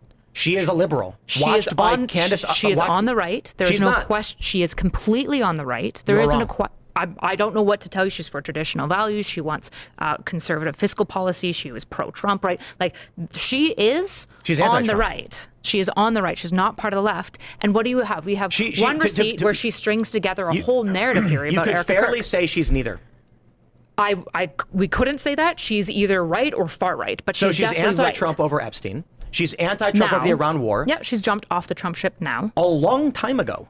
Is Nick Fuentes left? 2 years ago. Nick Fuentes has been advocating for voting Democrat for like 4 years. No, actually, he advocated for voting for Trump. Only with the Iran stuff, he swapped to Democrats. Would you actually try to say that Nick Fuentes is left? Nick Fuentes said not to vote for Trump, and he also said don't vote for JD Vance, and now he's explicitly saying vote Democrat. Yeah, because he wants to subvert. He's a Democrat or a liberal. Well, he's definitely on the right. He's far right because he's a theocrat. Well, I will just, the first thing we should clarify is, what does far right mean? So that we understand what we're saying. When I say far right, I basically mean they're they are probably going to share a lot of cultural values of a lot of conservatives. They're probably going to be pretty critical of trans stuff, might be critical of gay stuff, although obviously conservatives vary a lot more on the gay stuff, right? So they're going to be right on this culture war stuff by and large, like more traditional values, right? Nuclear families. And then when you're getting to the far right, they're going to be accelerationist and usually like anti-democratic. Maybe you want to take away rights. So it's fair to say then, if that's your view of the right is completely fractured. Yeah, I think the right is schisming And right now. The left is largely not. The left is very fractured. Because what we have are the left communists, we have like the communist socialists that want to take away property rights, and there's this huge question of right now on the left of being so among the like prominent left YouTubers, Twitch streamers or otherwise. So we know Nick Fuentes. He gets 50K concurrent viewers. He's got not a big left. show. I'm talking about right wing. Yeah. Sorry. So Nick Fuentes, he is an element of the right as you describe, and I'm not saying I disagree. We've got Hassan who won't vote for Democrats, tells people not to vote for Democrats, and says that like. So he's kind of like. He's like our Nick Fuentes of the left. In a certain way. In a certain way, yeah. So when I look at the most prominent left channels, they usually agree. When I look at the right channels, they're all fighting each other. The liberals agree. The liberals agree, but we have the issue is like our schism happened a lot earlier, right? And it's somewhat what disaffected you guys, right? Is that a lot of liberals couldn't figure out what a woman was. Well, no, we shook hands with the progressives and we said, we're just like you. And the progressives were like, yeah, except some of the progressives just, it's an aesthetic. But a lot of them were communists who were like, yeah, we want to take away private property rights. And at no point did the liberals go, hold on, we're actually not like you because that's a right that we're not willing to get rid of, actually. And we don't even want to do it democratically, right? But we pretended that we were the same, which led to this culture war like takeover where we were like canceling and Ouroboros-ing ourselves, and it was awful. I don't think that it's a good thing, and I think we're seeing the same unfortunate dance happening on the right now. I think are you saying that like Republicans shook hands with people who are for things that people don't agree with? Yeah, like theocrats. I mean, theocrats are not good. Tucker for Carlson Republicans. claims he's facing a criminal referral. The White House has denied it. Trump says Tucker's lost his way. I mean, they're outright saying no to these people. Yeah, which is great, and yet we have Joe Kent that's defecting to their side, right? And so there's this huge question of who went. So I'm not saying that the right has to look identical to the left and how the schism falls out, right? In a lot of ways, what we had with the left sweep is a lot of progressive candidates in a blue state aren't being successful, right? And so it seems like there is a resurgence amongst the left for a more moderate, more traditionally liberal. But the reality is like we were a lot more, especially performatively, sold out to the further left. I think we were asked the other day if, one of our callers, if the Democrats can start winning back the disaffected liberals because of the route some of these people on the right are taking with like the Israel Post stuff. And, my first point is largely that I'm Israel ambivalent. What irks me is when every problem in the world is specifically about Israel and they ignore the history of the region, the liberal economic order, the petrodollar, et cetera. But if it came down to policy and they said you can vote for funding Israel or not funding Israel, I'd say we should not be funding Israel. Our money should be going to our people here in this country, helping the working class. I'm for some form of universal basic health care. We should be spending money in that direction. If you come to me and then say your choices are the war machine or politicians who 5 years ago advocated for cutting off children's testicles and breasts, I'd say I will never vote for that person no matter what happens. It's never going to happen. And that's just me But then I would look at you as the voter and be like, oh my goodness, like that's your single topic. No, that's what I said. That's just one hyper example. Like when you take a look at all of the stuff that we had seen throughout the censorship era and the COVID era, I'm going to be like, we've got a litany of issues. We can start with the charges against Donald Trump, which were ridiculous. The arrest of his lawyers, which is shockingly terrifying. I'll never support any of these people. By all means, you can claim Trump did something wrong, but they arrested his lawyers in Georgia and Wisconsin. I mean, that's nightmarishly terrifying. Well, if his lawyers did something illegal. No, they didn't. You can't charge a lawyer with RICO for drafting a letter on behalf of their client. And that's what they did in Georgia. And in fact, if Jenna Ellis did not plead guilty, the charges would have been dropped because they eventually dropped all charges because they're unfounded. That's nightmarishly insane. So you've got Democrats in office now who supported that. And if they came out and said, we are not for transing the kids, we are not for appropriating property, we want to help the working class, we want to secure our borders, we're not for illegal immigrants, I'll be like, bro, 4 years ago you were for all of those things. So get rid of all of those people and bring in a new Democrat who's got a little bit of charisma behind him. We're talking about Jenna Ellis, who tried to overturn the presidential elections, right? So Tell me what she actually was charged with and why. I'm not sure what she was charged with. She drafted a letter for Trump to the election officials in Georgia requesting information to challenge the election. They argued that was in furtherance of a conspiracy, so she got 2 counts of RICO. She was literally hired as a lawyer to draft a legal letter. Now, by all means... Well, was it illegal? Because, like, for example, in the case of I don't want to get into all, because I don't know all of the details of 2020, unfortunately, right? But there are absolutely illegal things that happened from multiple lawyers, right? And they were intentionally, some lawyers, so my understanding is some lawyers were under the presumption that genuinely they needed to call into question the elector slates. And Are they allowed to? That might be allowed, right? And others were under the presumption that they knew that they were submitting here's what you're not allowed to do. This is why I'm never voting Democrat. Here's what you're not allowed to do. You can't submit false elector slates. You can't do Jenna that. Ellis submitted a letter requesting information to challenge an election. She wrote, I think, like 1 letter, and they gave her 2 counts of RICO. They dropped all of the charges in Georgia. All of the people who refused to plead out had their charges dropped. This was insane. You take a look at the charges against Trump in New York over fraud. They said that he falsified the records to secure more beneficial terms from Deutsche Bank. What were the terms? Apparently, in one of the filings, they argued that Trump's penthouse, which was 10,000 square feet, roughly, was actually 30,000 square feet. However, it was testified in court that the Trump administration, first and foremost, Trump didn't draft the documents. Why would he? He's the CEO. And the documents always came with a disclaimer that they may have gotten things wrong and required the banks to do their own due diligence to verify, to which Deutsche Bank did, came back and said your information is incorrect and reduced the terms of the deal, to which the Trump organization accepted. They called that fraud. Even when Deutsche Bank testified, we were not defrauded, we clarified this, we made money, and we would love to do business with Trump in the future. Yet you go to Democrats and they say Trump was convicted and found guilty, he was found liable for civil fraud. And I'm sitting here being like, man, I followed that case. It's insane. You take a look at the falsification of business records, which for the first time in New York State history, there was a claim of falsification of business records without an underlying crime found unanimously by a jury. So Ellis drafted not just a memo, but a memo very explicitly and specifically outlining how she planned to overturn election results, right? Not just question the results, but to overturn them directly, with knowledge of falsified elector states. That's an argument that was never proven in court, and the charges are all dropped for everyone else. Now, she pleaded guilty to that because she was terrified that the machine had come to put the boot on her neck. So tell me why the charges were dropped for everybody else. And I'm sure the Democrats will just say because Trump put pressure and won the election. Look, all I'll say is this. Donald Trump was accused of falsifying business records. He got how many felonies? 30, 31? In New York. 34? Yeah. This was a misdemeanor charge that was upgraded, and the case is Trump's lawyer Cohen decided to pay Stormy Daniels, but Trump never told him what to do, but he knew what Trump wanted. And there was no unanimously agreed upon by the jury underlying crime that was being covered up for the first time in New York State history. So they decided to upgrade a misdemeanor to a felony 30 some odd, I thought it was 31, but 30 some odd times. Maybe I'm wrong, I'll check. And then claim that Trump is a felon. And that case, for some reason, is still pending. Okay. It's been like a year and a half, and that case is still pending. But I'll just put it like this. Make any argument you want. If we are dealing with... It was 34, by the way. So It was 34, okay. So the main ones, so in Georgia, where Ellis was relevant, a lot of the people who did not get charged were not charged because they were given immunity deals to give details on what Ellis had coordinated. The people who had charges had their charges dropped. Some of them, but a lot of them didn't actually have it dropped. A lot of them actually went to jail. The ones who were a little bit... I can ask specific names. I'm looking at the information right now.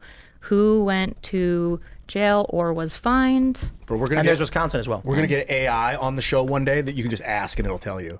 It's gonna be awesome. It'll be like awesome. I'll tell you the answer. While I'm letting it search, I'm just gonna run to the wall. I'll just say it like this. For this reason, I will never vote for a Democrat. Well, it's what we never gotta going do to is happen. fix the parties, like less communism, less theocracy, more balanced, nuanced, because what's happening is the machine state is wrapping its tentacles around our genitals as we speak. We need to resist it and untwist this shit, like big time. We talk about like no, Ian, voting. give in to the machine state. I don't think I can, Tim. Let it grab your give it a kiss. testicles. Let it do it. I'll let them do what they need to do to me.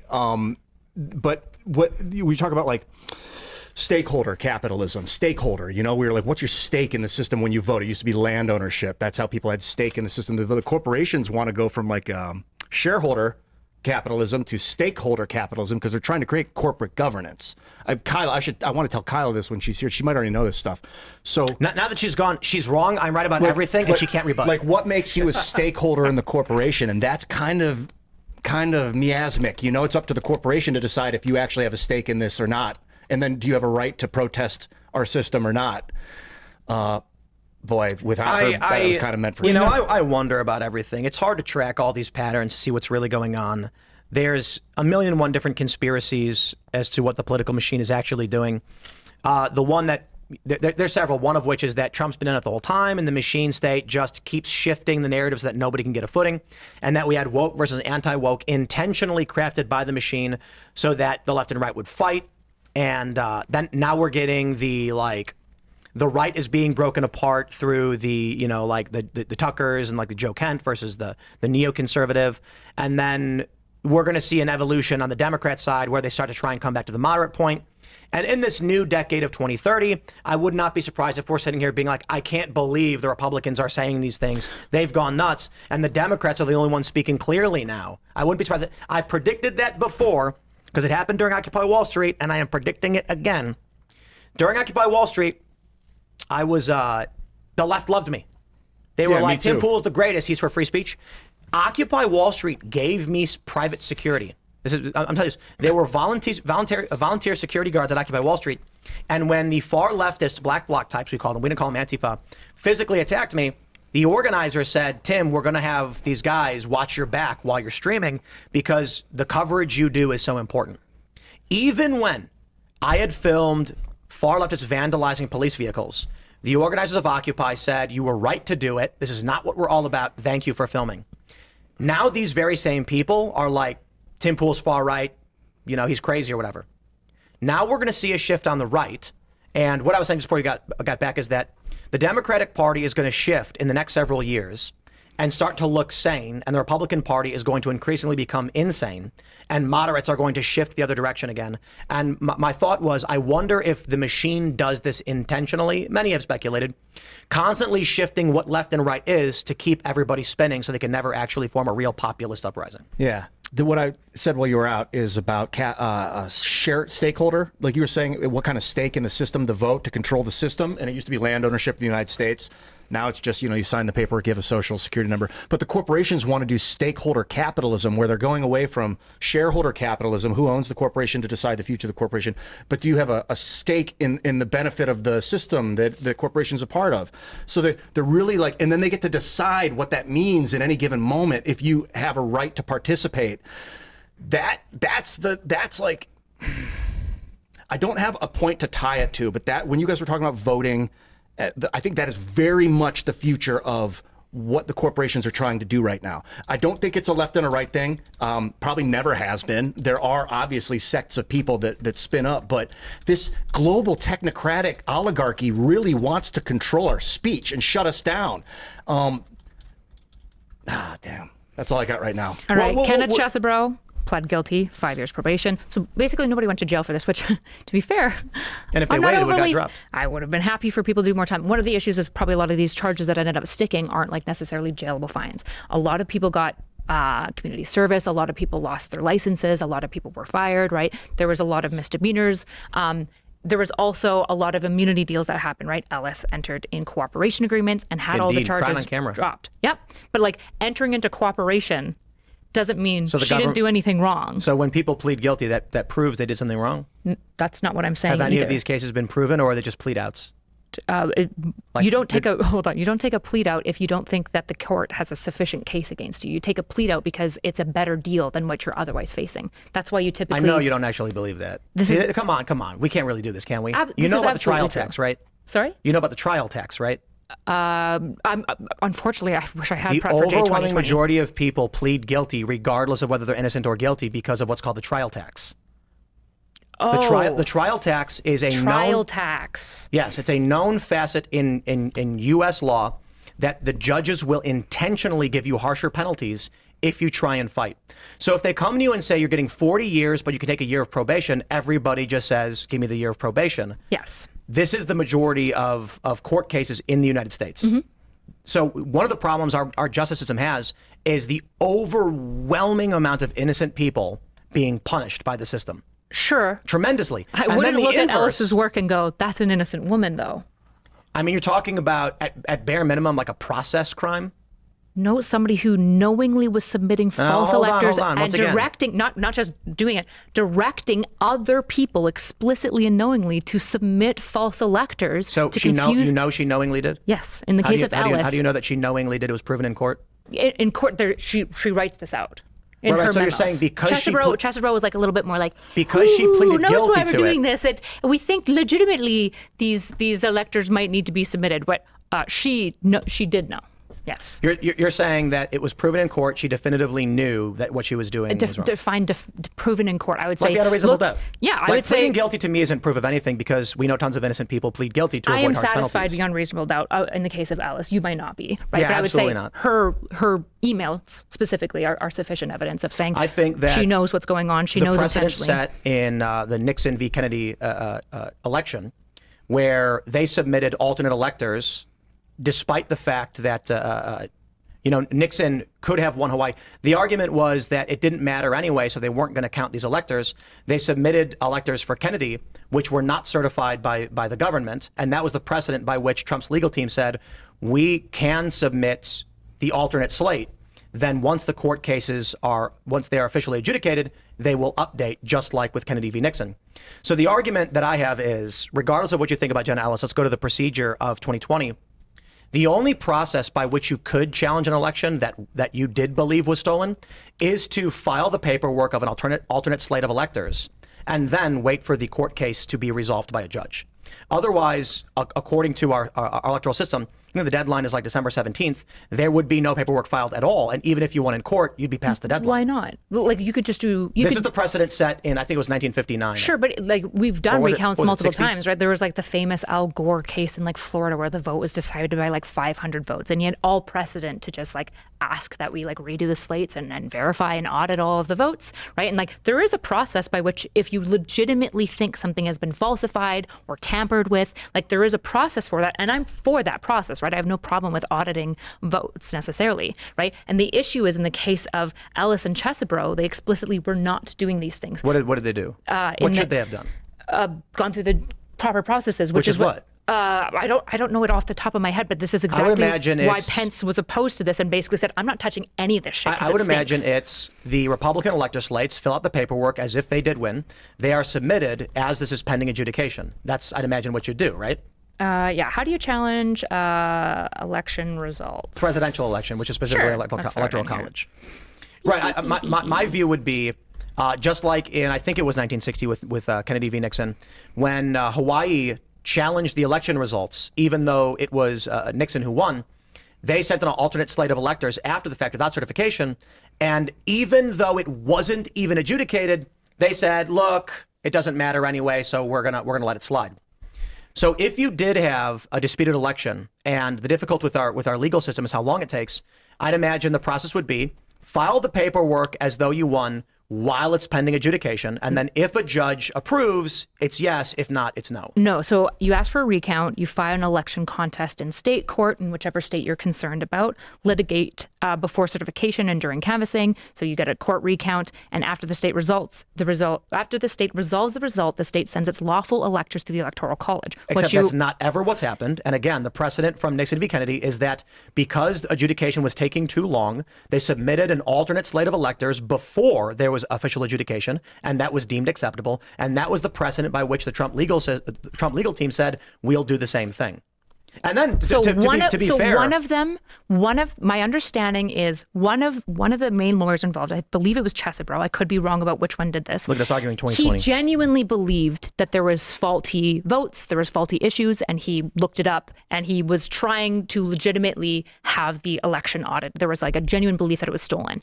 Well, one of the lawyers in the emails explicitly knows that this is false and is trying to follow through with up? Trump's. Sorry? There was a report a few months ago that they found something like 300,000 ballots that were illegitimate in Georgia or something like this. Mm-hmm. I've looked into that. I remember being very questionable about that case. I don't be completely honest. I'm not super concerned with what happened in 2020. I'm we more said it's big concerned enough that you won't vote for Democrats. I won't vote for Democrats for a variety of reasons. One, that they have consistently defended child sex changes. And like even Gavin Newsom is wishy-washy on this and struggles with it. And it's like, if you can't just say no to that, like if I like Bill Maher, right? He's got Trump derangement syndrome, but that's okay. You're always allowed to criticize the president, not like the guy. And Bill Maher made a really great point. I love it. He said the Democrats lost a crazy contest to a crazy person. And that really hits the nail on the head with the hammer for me. Trump, for all of his faults that he can be criticized for, is the less crazy of the people running, which is just Trump. Yes. Yes, the Democrats Hawk lost. Trump. I'm going to say it again. Bill Maher, lifelong liberal guy, he, in my view, represents what Democrats need to be. Saying the Democrats lost a crazy contest to a crazy person. He does not like Trump. He views Trump as crazy. And I will say it again. For all of Trump's faults, he is the least crazy of the people who ran for president. To be fair, I'd vote for Dave Smith over either of them, but he didn't run. I'm not going to vote for Chase and the gay communist and Libertarian Party. The Democrats lost the crazy contest to the crazy person. That was the point. Which is the point he was making. They couldn't be crazy enough, you know. This guy. No, fucking no. Sorry, Kyla. Kyla, what were you saying? I don't know if that makes sense in the way you're interpreting it. Yeah. Because that would not be a point of contention. It would be, I'm glad they lost. Yeah, like Trump beat them, and he should have. The point he was making. making. Insert myself into this. Apologies. It was the podcast he did with Jerry O'Connell, where he was saying that the Democrats have continually embraced people who are out of touch and don't know how to speak to regular Americans, so they embrace insane issues.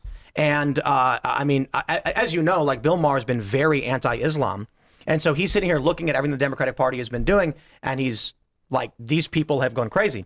But I don't want to harp on this. We should segue because we can keep the conversation going with this story. We've got this from Fox News. GOP governors, AG's back the Trump SAVE Act push, warn the system gives undue influence to states with illegal aliens. The coalition argues current registration systems give states with large illegal populations undue influence over the federal elections. I am here to tell you all that everything everyone is telling you is fake and a lie. The SAVE Act requires proof of citizenship at the point of registration and would require an ID when you vote. However, the Republican argument is incorrect, and they're doing this because they're oversimplifying to make people want to support it. Republicans are arguing that there's voter fraud and Democrats want illegal immigrants to vote, which, no, that's not really the issue either. Democrats are saying this will disenfranchise 20 million plus voters. There will be women who will struggle to register to vote, which is also not true because you don't get booted off registration from the SAVE Act. The real issue is that by allowing anybody to register to vote without documentation, you can do rock the vote, voter registration drives, voter in the park.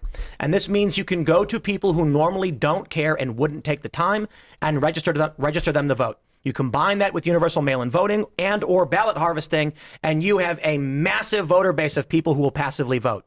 The Republicans can't do this because they're predominantly rural. So if an individual goes to an urban center, like in New York City, you can go to one apartment building with 1,000 people in it. And in one day, 2 activists can get hundreds of ballots from people who normally don't care. Republicans can't drive door to door in rural areas because some of these houses are, half a mile from the next one. So overwhelmingly, that benefits Democrats who are trying to convince as many people as possible to vote. But by that logic, doesn't that just assume then that the people in the apartments are already Democrat? They're just facilitating these people to vote? Whereas I would refer to them as, we call that default liberal, meaning they don't really pay attention to politics, but they lean a little bit left. And you knock on their door and say you're registered, and they'll say, no, sign this and you are. And they'll go, sure.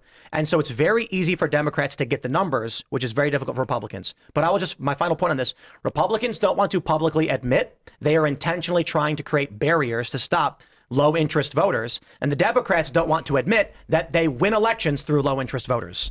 So both are creating their own version of why this should or should not pass.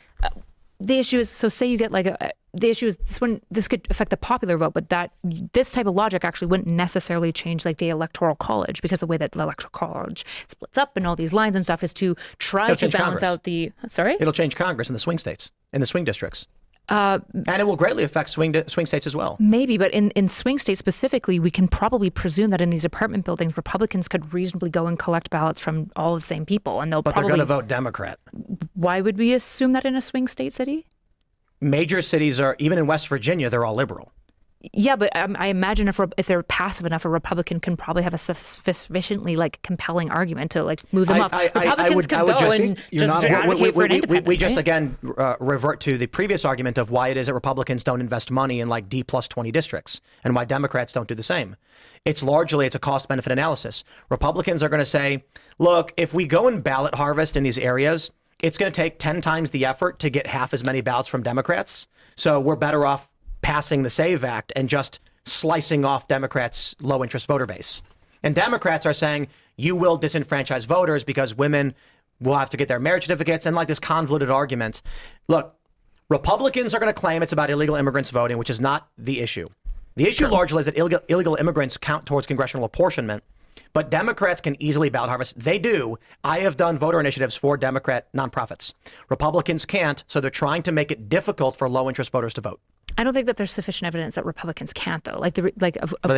Of course they can. It's difficult. Well, go to like more like working class areas that have like a lot of construction and union guys, and you're probably going to be able to. We're talking about a gradient, right? We're talking about how in densely urban areas it's overwhelmingly liberal, and when you go to the suburbs, you will have to go door to door in the like. Let's use Chicago as an example. The city of Chicago is Democrat everywhere, and only in the past election did we actually see the edges start to turn red.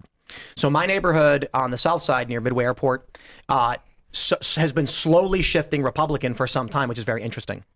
If you go to my neighborhood in the city, it's still 60-70% Democrat. Well, actually, no, my neighborhood actually is red. But the bulk of like the Midway area, which includes like 2 or 3 neighborhoods, it's actually shifts more blue as you get closer to the city. You are going to be going door to door, house to house. Mm-hmm. Okay, going to a building on like Michigan Avenue with like 50 apartment units, you will be able to get 2 or 3 times as many ballots harvested and voters registered than you would in the suburban areas where you're going door to door or driving. That's my point. Dense population areas tend to be liberal, and that makes it harder for Republicans to ballot harvest as effectively as Democrats. Again, I don't even know if I'd grant that, because I have a suspicion that a lot of Republican voters that often probably don't come through in voting would be like, for example, like working class construction workers or truck drivers and stuff that often probably have a lot of the same limits to voting that like low income left. They often do live in the city. But are you actually arguing that cities are like Republican? No. I think that cities tend to fall left, but I think that's because Chicago's been run by Democrats for 120 years. I think that cities tend to fall left because I think that Democrats have good policies that are better for cities and better for running them. Like, I think that that's why. I think if Republicans wanted to be able to farm cities, they should probably have policies that city people like, right? But they don't. They don't want to have these I don't think policies. you really believe that.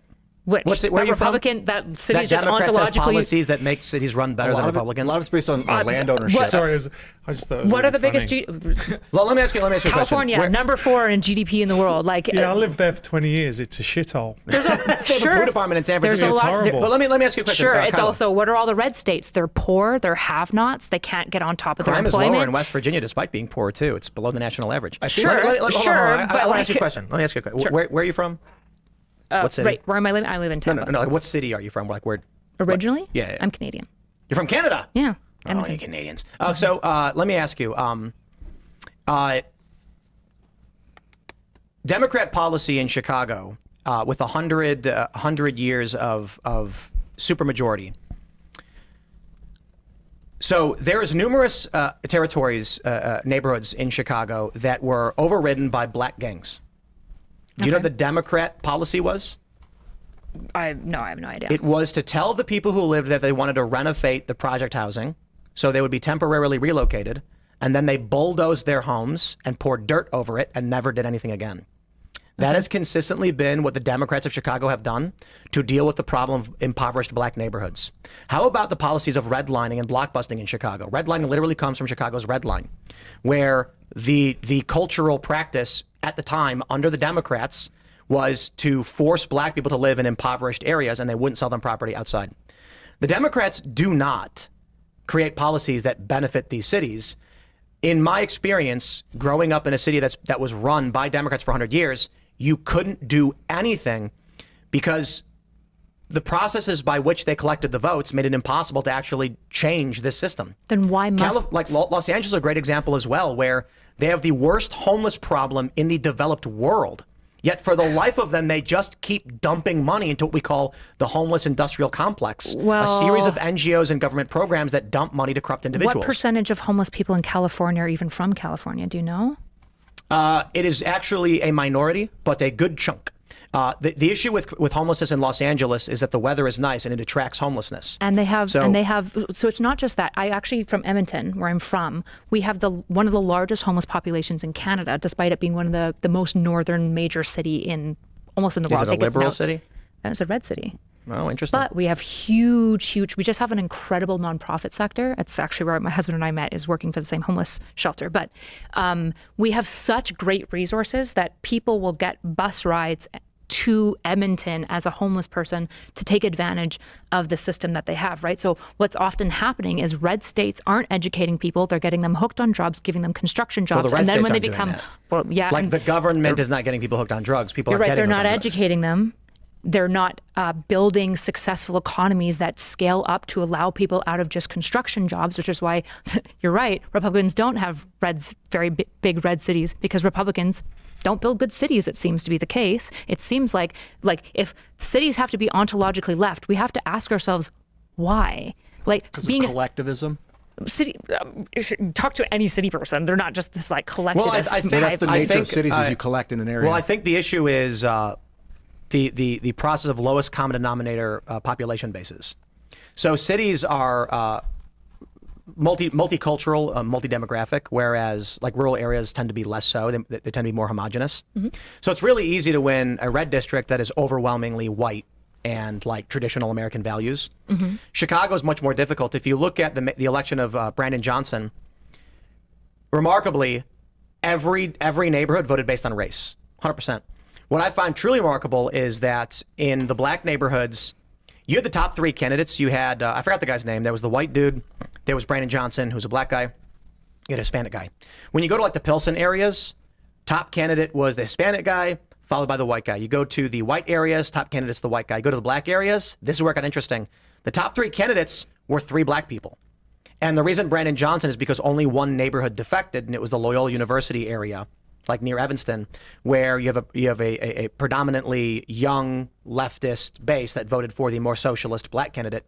And so you combine that with the racial demographics, and they voted for a candidate just because he was black, for the most part. Like the progressives probably did too. He was like a socialist, and he was black, and they didn't want white supremacy or whatever, but that's a small portion of the Chicago base. Chicago votes based on race.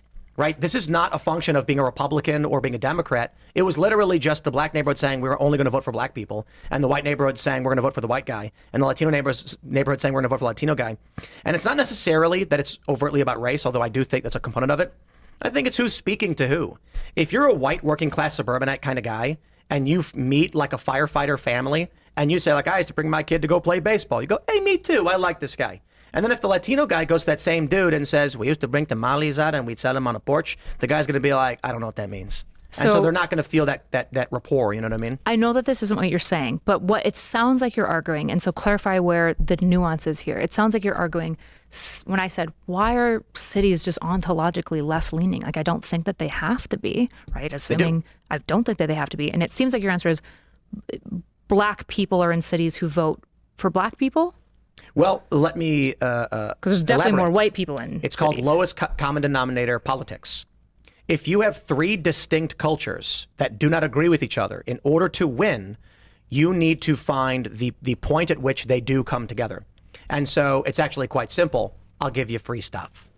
So we'll give you free welfare benefits, we'll increase EBT, and this will get you the largest share. If you go to like if you go to Chicago, and you take a look at like the Midway neighborhood, which is voting for Trump, you're going to say, no free stuff. You got to work hard. You got to roll up your sleeves and live a good life. They're going to be like, I'm voting for that guy. But if you go and say that in, Loyola, for instance, they're going to say, you are completely discounting the experience of marginalized people, and I will not vote for this. You go to the upper class area and you say, we need to create social programs, and they're going to be like, well, this is an affront. The lowest common denominator for maximizing voting, this is macro level politics, is to say, I am going to give you your benefits. If you go to a rural Republican area, you are going to find generally cultural homogeneity. for the most part. You're going to find over a large swath of land of a district, most people are culturally and ethnically homogenous to a great degree. When you go to cities, you're going to find it's going to be multicultural. So let's say you go to Chicago. But they're also less educated, less innovative. They're not typically on the bleeding front of Well, that's any not industry. material to advocating for a vote, right? Well, it's this question again of why is the left ontologically, why are cities Are you arguing that left? the impoverished black neighborhoods are more educated than the white areas of the same city? I'm saying that cities generally are I'm actually saying I think that the reason why cities tend to be left dominated is because they have policy that appeals to city voters the most. It appeals to consistently. most people.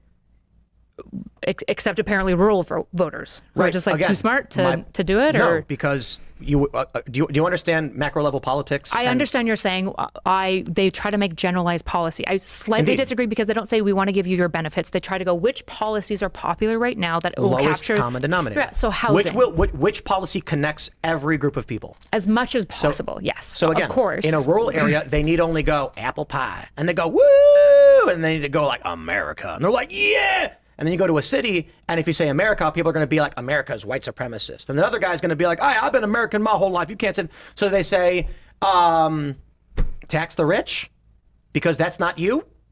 So they say, we want to do programs. And then people go, how are you going to pay for it? We're going to tax the rich. And then look what's going on in New York. Ooh. Actually, we should pull up what's going on in New York. where are the richest people in the world? Cities. Dubai. Cities. Yeah, cities Usually actually. that we know of. Right. Let me, Or they're so let me, rich In that fact, they- where are the poorest people in the Let me, world? Kyla, challenge this. We have this story from the New York Post. Desperate Hochul begs wealthy New Yorkers to come back as Mamdani pressures her to hike their taxes. They say Kathy Hochul is begging wealthy New Yorkers who fled the city to encourage their rich pals to come back and continue padding the Empire State's lavish public handouts. Hochul made the case against caving to Mayor Zohran Mamdani's demands that she hike income taxes by saying she not only wants fat cats to stay in the city, but also by clawing at those who have moved to states with better business climates like Florida. Hey, I'm one of those people. Wait. I left New York for a variety of reasons, not entirely because of high taxes, but that was a component. Moved further south largely because of riots and violence, went to New Jersey, and then New Jersey had crazy taxes, so we got out, and now we're in West Virginia, although we're currently enjoying the beautiful weather here in Austin. I was recently asked, as I've explained quite a bit, there are big investors and media companies looking to buy out podcasts and get into space. And so, of course, as many of you know, we've been having negotiations with companies for years in various ways. That doesn't mean we'll take any deals. But I was recently asked by a company if we'd be willing to relocate to New York City, where there's a lot of infrastructure, high-profile guests, celebrities, great opportunity, all of the big podcasting network companies. And I said, never going to happen. And they said, what is prohibitive about New York? And I said, the taxes are too high. Even with those benefits, when we do the cost-benefit analysis, we lose money by going to New York. It is not worth it. Now, Florida and Texas maybe, but New York, no. And now New York's facing a massive deficit where Zohran Mamdani explicitly stated, if they cannot tax the wealthy, they will have to tax the middle class. I mean, that's somewhat true. Are you opposed to progressive taxation? Literally what he said. I'm in favor of a degree of progressive taxation. However, you can't, you have to recognize freedom of movement. And I think are you familiar with the Laffer curve? I'm not actually. Tell me about So it. this is it's an understanding in tax policy that there is a point at which you increase the tax rate and you decrease tax revenue. Yes. Because you'll either stagnate activity or Okay, you'll yes. pressure people to leave. I'm familiar with So this. there is a happy medium where people will be satisfied paying a certain percentage of their income at a certain level if they feel like the benefit is worth it. However, New York has been experiencing a lot of problems recently. Notably, they've had a massive dog feces problem, which is new. I think this is a component of low trust society. You've also had high profile cases of subway, people being pushed on the subway tracks. Whether this is more than normal, it is certainly popping up in media and it's causing people to freak out. So you've had, since COVID lockdowns, a mass exodus. Now you have, with increased taxes, a continued exodus where we're not just seeing the upper class, the wealthy leave. You're actually seeing middle class people leave the city because they don't feel that they're getting their value from the city. I would also throw it back to when AOC joined in these protests against Amazon, which is projected to bring in somewhere around like $30 billion in tax revenue. And she came to these financial district protests, ultimately, whether intentionally or otherwise, created a hubbub that pressured Amazon not to put their warehouses in New York in Queens, and that cost the city billions, which they were hoping to get to fix their crumbling train infrastructure. So for a lot of people who live in New York, it feels like the taxes are just not worth it. Whatever may be in I just terms can't of, find. So here's the issue. Okay, Governor Hochul is literally begging them to come back because they did leave. The New York Post is the word. No. I'm sorry. You're not going to argue source. The governor literally did this. The governor literally said, "Please come back." That's not up for dispute. What's her quote specifically? And does she have evidence for this? I mean, we did play the video earlier. Yeah. We play the video for you. Give it to me, Kathy. I'm looking forward to hearing her voice. Hochul made the case, came against Zohran Mamdani. Quote, maybe the first step should be to go down to Palm Beach and see who we can bring back home because our tax base here has eroded. I have to look at the fact that we are in competition with other states who have less of a tax burden on their corporations and their individuals. Trump, the comments are a far cry from her much derided remarks in the 2020 election campaign where she ripped her GOP opponent, Rep. Lee Zeldin, as the then Duchess, blah, blah, blah, blah, blah. Trump and Zeldin and Molinaro, just jump on a bus and head on to Florida where you belong, okay? Get out of town because you don't represent our values, she said. Wow. Blah, blah, blah, blah, blah. We have to be smart about this, but we can fund what we want to fund with what we are already taking in. The state has been facing its own multi-billion-dollar budget gap that was largely patched after a great year on Wall Street, caused bonuses to shoot up 25% over 2025. Blah, blah, blah. I am focused on 100% on affordability issues. It appears actually there's two quotes, because I played this video earlier where she's sitting at a conference meeting saying, like, we need to get the wealthy to come back. This is how Trump revitalized New York. He created these luxury towers and then told wealthy people this is where the high class is. They came back in, combined with Giuliani's broken window policing, which really just means heavy law enforcement crackdown, and it became more appealing to wealthy individuals and corporations, which then boosted its tax base. The controversy as thus far, which is not up for dispute, Zohran Mamdani gave a speech to the city saying, we must tax the rich to fund these programs. If we do not, we are going to have to tax the middle class. So I understand, and I understand why he's saying that, and I agree with him that we do need to tax the rich, right? So when I'm looking into like this Laffer stuff, my understanding is that like you're not going to tax me. I left. So most wealthy individuals do not leave from taxes, only 2%. So millionaire tax flight is only about 2% of top earners are moving in response to higher taxes. And you're talking about generally?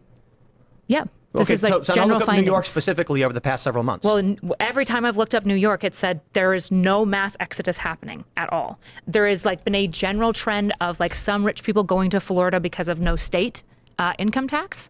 I just Googled it, so we'll just pull up whatever Google says. How about that? I can tell you, New York City is experiencing a significant ongoing exodus of high net worth individuals driven by high taxes, steep living costs, and remote work flexibility, with many relocating to low tax states like Florida. Despite this, the city remains a global wealth hub with over 33,000 residents worth $30 million or more as of July 2025. That's interesting. I wonder what is motivating the governor to be like, please come back. I'm going to have to go down to Palm Beach and see who we can bring back. Like, clearly she's saying this because she's experiencing a problem, right? Possibly, like taking politicians at their word is like one of the worst things, especially when we have a quote in the exact same article of her saying literally the opposite like 2 years before and saying, no, fuck 2 years before, if they she was saying, why don't you leave? Yes, that's what I'm saying. She wasn't governor at the time. Right. So now all of a she was sudden, running. Okay. Or actually, I'm sorry. She was lieutenant governor who assumed it from Cuomo and was in the campaign saying she wanted to run. Right. And she was saying, screw those people. If they want to leave, they can leave, and saying basically the opposite of everything. Escape from New York 2025 Millionaire Edition. What other articles say this? Do you know, Tim? Rich New Yorkers threaten to leave, then they find out how hard that is. That's a funny one. Brokers discuss Mamdani feud wealth exodus fears. Yahoo Finance. The Center Square. Mamdani's tax plans could exacerbate. So like Mansion one of the issues you Global. have to think with why people move, right? Some people do just move purely for wealth, but a lot of rich people have families, they have kids, they have plugged in, they have all of the local restaurants, they have all the digs, right? They have this entire life and community connected to the city, which is why I agree there is some little bit of pressure of if you tax the rich, yeah, they might like move elsewhere, which would just make a better argument for greater federal taxes, but that's the Canadian speaking in me, right? But at the end Is of Hochul wrong? Is who? Is Hochul wrong? Are like they not leaving? Are all these articles wrong? Are they not leaving? I suspect it's to be disputed, right? Like all these Exodus. articles are wrong. Like, well, the issue is the news is wrong. Well, the articles here are saying 2%. That's not an exodus. No. A general comment on cities right, where people may or may not leave, is not the same as literally me pulling up a series of articles where they're like, the wealthy are leaving. Exodus. That's a really sexy. We're talking about news articles versus a data-driven thing that's saying here. Which is not material to just New York City. Sure, it's actually looking at the taxing we're talking principle about New York broadly. City, right? Would you say that this policy of taxing the rich would make them leave would hold true regardless of whether it's New York or if it was like Palm Springs? We're just talking about New York. So are you denying that the data that I'm showing you that is not from... I'm saying it's not material to a conversation about New York current experiences. How is generalized data about this principle not going to be applicable to a city in which we're talking about the same principle? New York City is experiencing a wealth exodus, yes or no? It seems like no. It seems like calling it an exodus. So these articles are just not correct? Yeah. Shocker. People are fear-mongering. It sounds like some people are leaving. But it looks like it's at about a 2% rate. The governor fell for fake news. I don't know what she's doing. Maybe she fell for fake. Why is she saying we need to bring these people back? It could be a multitude of reasons. This is why I'll never vote Democrat. Why? Because I'm going by what's data instead of headlines. I'm just reading the news. You're reading headlines, and I'm reading and the governor's own statements. And the only conclusion I can come to when the governor says, please come back, and the news reports say they're experiencing a wealth exodus is that they are. So if the governor says trans kids actually need to transition, we just believe the governor now because the governor said it? When the governor says we have a budget shortfall and we need wealthy people back, I go, wow, that's interesting. That's not what she said. She just said we got to go down to Palm Springs and bring them back. Palm Beach. I got a question. Palm Springs in California. Specify, is it 2% of the top earners left or 2% of the wealth is gone? No, 2% of top earners leave. So what percent of the New York economy was commanded by that 2% of people? Well, I'm not sure. I wouldn't be surprised if a significant, probably like the top, like say we got 100 people, right? And 10 of them are the top earners and 2 of those people leave. I wouldn't even be surprised if the top earners are the ones that leave necessarily, right? But the issue is that calling that an exodus is overinflating the issue. It makes it sound like millionaires are packing up their rich, blonde, beautiful kids into their beautiful Land Rovers and they're driving down to Florida en masse. And, and that's not happening. What's happening is probably a select few of the top performers 6%. That probably... Sure. Between 2019 and 2020, the number of New Yorkers earning between $150 and $750 fell by 6%, while the number of true high earners dropped by 10%. Wait, it fell according to the city's of independent budget office. This erosion matters because the city's top 1%, about 41,000 filers, pay more than 40% of all income taxes. The top 10% pay about 2/3, which means the remaining 90% of taxpayers contribute only about 1/3 of the city's income tax revenue. When even a small share of these high earners disappears, the impact is seismic. So recent migration trends confirm the damage. More than 125,000 New Yorkers have fled to Florida in just the past few years, carrying nearly $14 billion worth of income with them, according to the Citizens Budget Commission. About 1/3 of these movers, more than 41,000 people, went to Miami-Dade, Palm Beach, and Broward counties between 2018 and 2022. Those escapes alone stripped New York City of an estimated $10 billion in adjusted gross income. When money and mobility align, no amount of political rhetoric can stop people from voting with their feet. Into this fragile situation steps Zohran Mamdani and et cetera, et cetera. So the top, did you say it was the top 2% of earners left, or how did you phrase that? The top 2% of the earners in New York left? Of the top earners, 2% of them leave. According to the city budget from New York, is that like 95 to 100? The top earners, do you have that data? So I'll have to look for it. The data points kind of defunct until we can figure that stuff out, because if 2% of the people left and took 40% of New York's GDP, that's an exodus. That's a legit, like, catastrophic change. It's an exodus to the budget, but it's not an exodus of people. Correct. Right. But the issue is that when we're talking about this, what we're making it sound like is that people en masse are moving. What we're really saying is the richest of the absolute rich won't share the pie. And if anything gets hiked up on them, those people, those select individuals leave. Since April 2020, New York City has experienced a significant population decline, losing nearly 500,000 residents, or 5.3% of its population, in the initial years following the pandemic. While the population outflows slowed in 2022, the city saw a net loss of 216,778 residents in the end of 2023, largely driven by domestic migration.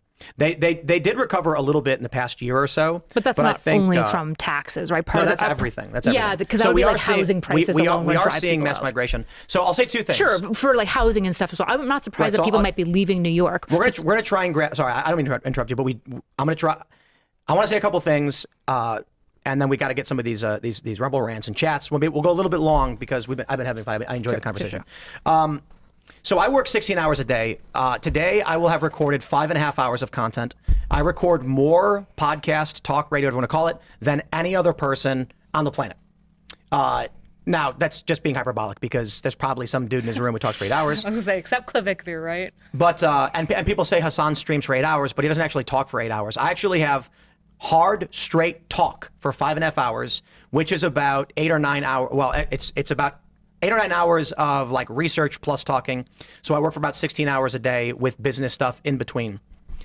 I lose money by doing it because of progressive taxes, which has driven me to the point where, like, my wife and I had the conversation about, like, we probably shouldn't anymore, but, you know, like, what would make this work? So here's how it works.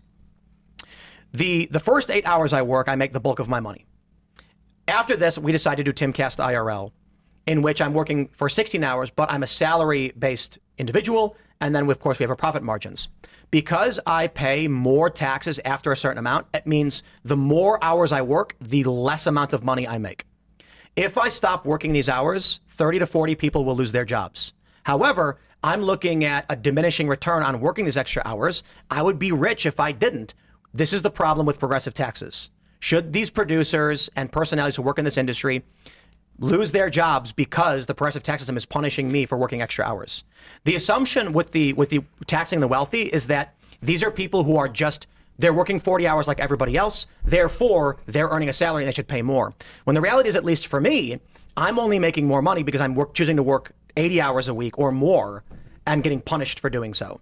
That creates a perverse incentive which would tell people not to run their businesses, not to work. And for that reason, I largely disagree with, I would call it like higher end progressive taxes. That does create a challenge because there are some people who barely work at all and make a ton of money, but the problem with a blanket tax system is that not everybody makes money in the exact same way, but they will all be taxed in the same way. That creates a problem for productivity, and it creates a detriment to working class people who rely on CEOs who are going to work 80 hours a week. Right. And so when I talk about progressive taxes, so why should I get taxed for working more? Sure. The main thing that I would say is we need a distribution system that allows for, right now what we seem to have is a distribution system where there's like a K going on. This is what a lot of economists are calling it, right? You're either getting poorer or you're getting richer, and there's a diminishing middle class. What I want is actually a taxation system that is most incentivized for the common man. I want the middle class to have the tax system built around them, actually. I think that would be the best. I think that there should be way more tax credits for middle class earners, small business owners, these types of individuals, and there should be a lot more scrutiny looked at corporate businesses, right? For example, if you've got a corporate like Walmart or these like major companies, and their corporate profits have gone incredibly high over the last few years, but their wages have stagnated for the past 5 years. We need to look at that and figure out a way to redistribute it. Maybe we find that company and we just force, maybe we don't need to do all more taxations. Maybe we need to force companies to pay workers more. I completely agree that, like, Facebook making $160 billion, they should be taxed on it because we just need money to blow up brown people. Or more importantly, pay their pay their workers She more. agrees. Not at all. Not at all. See, the problem I have with progressive tax. taxes after the fact is that the money is going to go to the war machine for the most part. You get corporations. So how about this? Sure. How about we reallocate the existing tax infrastructure and figure out after that if we do need to raise taxes? Sure. Unless you're saying taxes should be punitive. No, I want them incentive based. Like, for example, I want families to be able to claim things like gyms, public. No, I agree. Public usage and stuff like that. Forgive me for interrupting, but real quick question. Got a show to Do run. you think we should stop funding like massive military budgets and stuff like that?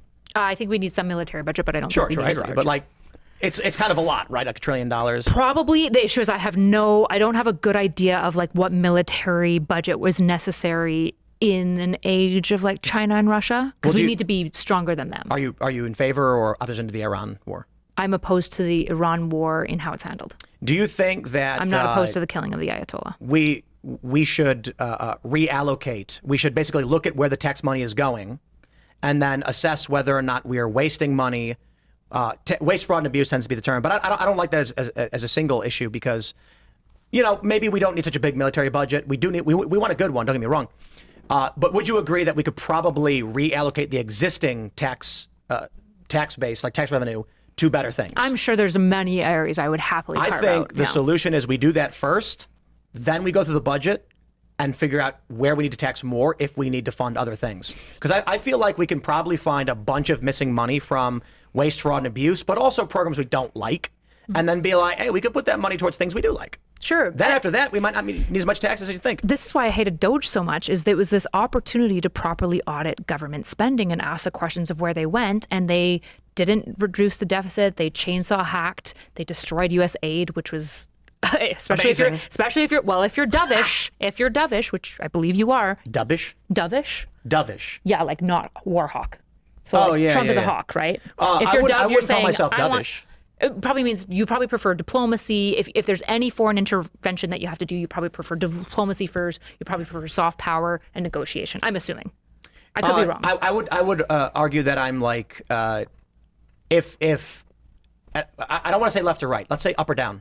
If up is dovish and down is hawkish, I'm just slightly above the center towards dovish. Yeah, that's kind of what I presumed. I don't think you're an extreme on. I'm sure sometimes you you gotta understand. blow people up, you know what I I mean? understand World War II happened, and Hitler. And the needed to Ayatollah was die. not a good guy, and I don't shed a tear for him. Exactly. Neither was Bashar al-Assad. I brain farted. I don't know where I was going. We're Move going to on. get some of your Rumble rants. These debates are always fun. Rumble rant. We're going to have the uncensored portion of the show coming up, but we'll try and get as many of these as we can because I'm sorry. I was enjoying the conversation too much. Gonzo says, we'll come back to watch, but wanted to follow Timcast tradition. My wife is currently being induced. Welcome to the world. Cody Gonzalez. All prayers are welcomed and appreciated. Yay! Thank you, Cody. Congratulations. That's exciting. Good job. Baby. Do you want me to read the mean ones? Sure. Dan Vicious says, Kyla is face corking from all the amphetamines. I don't do amphetamines. I don't know what you mean by face corking. I posted this on X earlier because people comment that I'm on meth or like Adderall.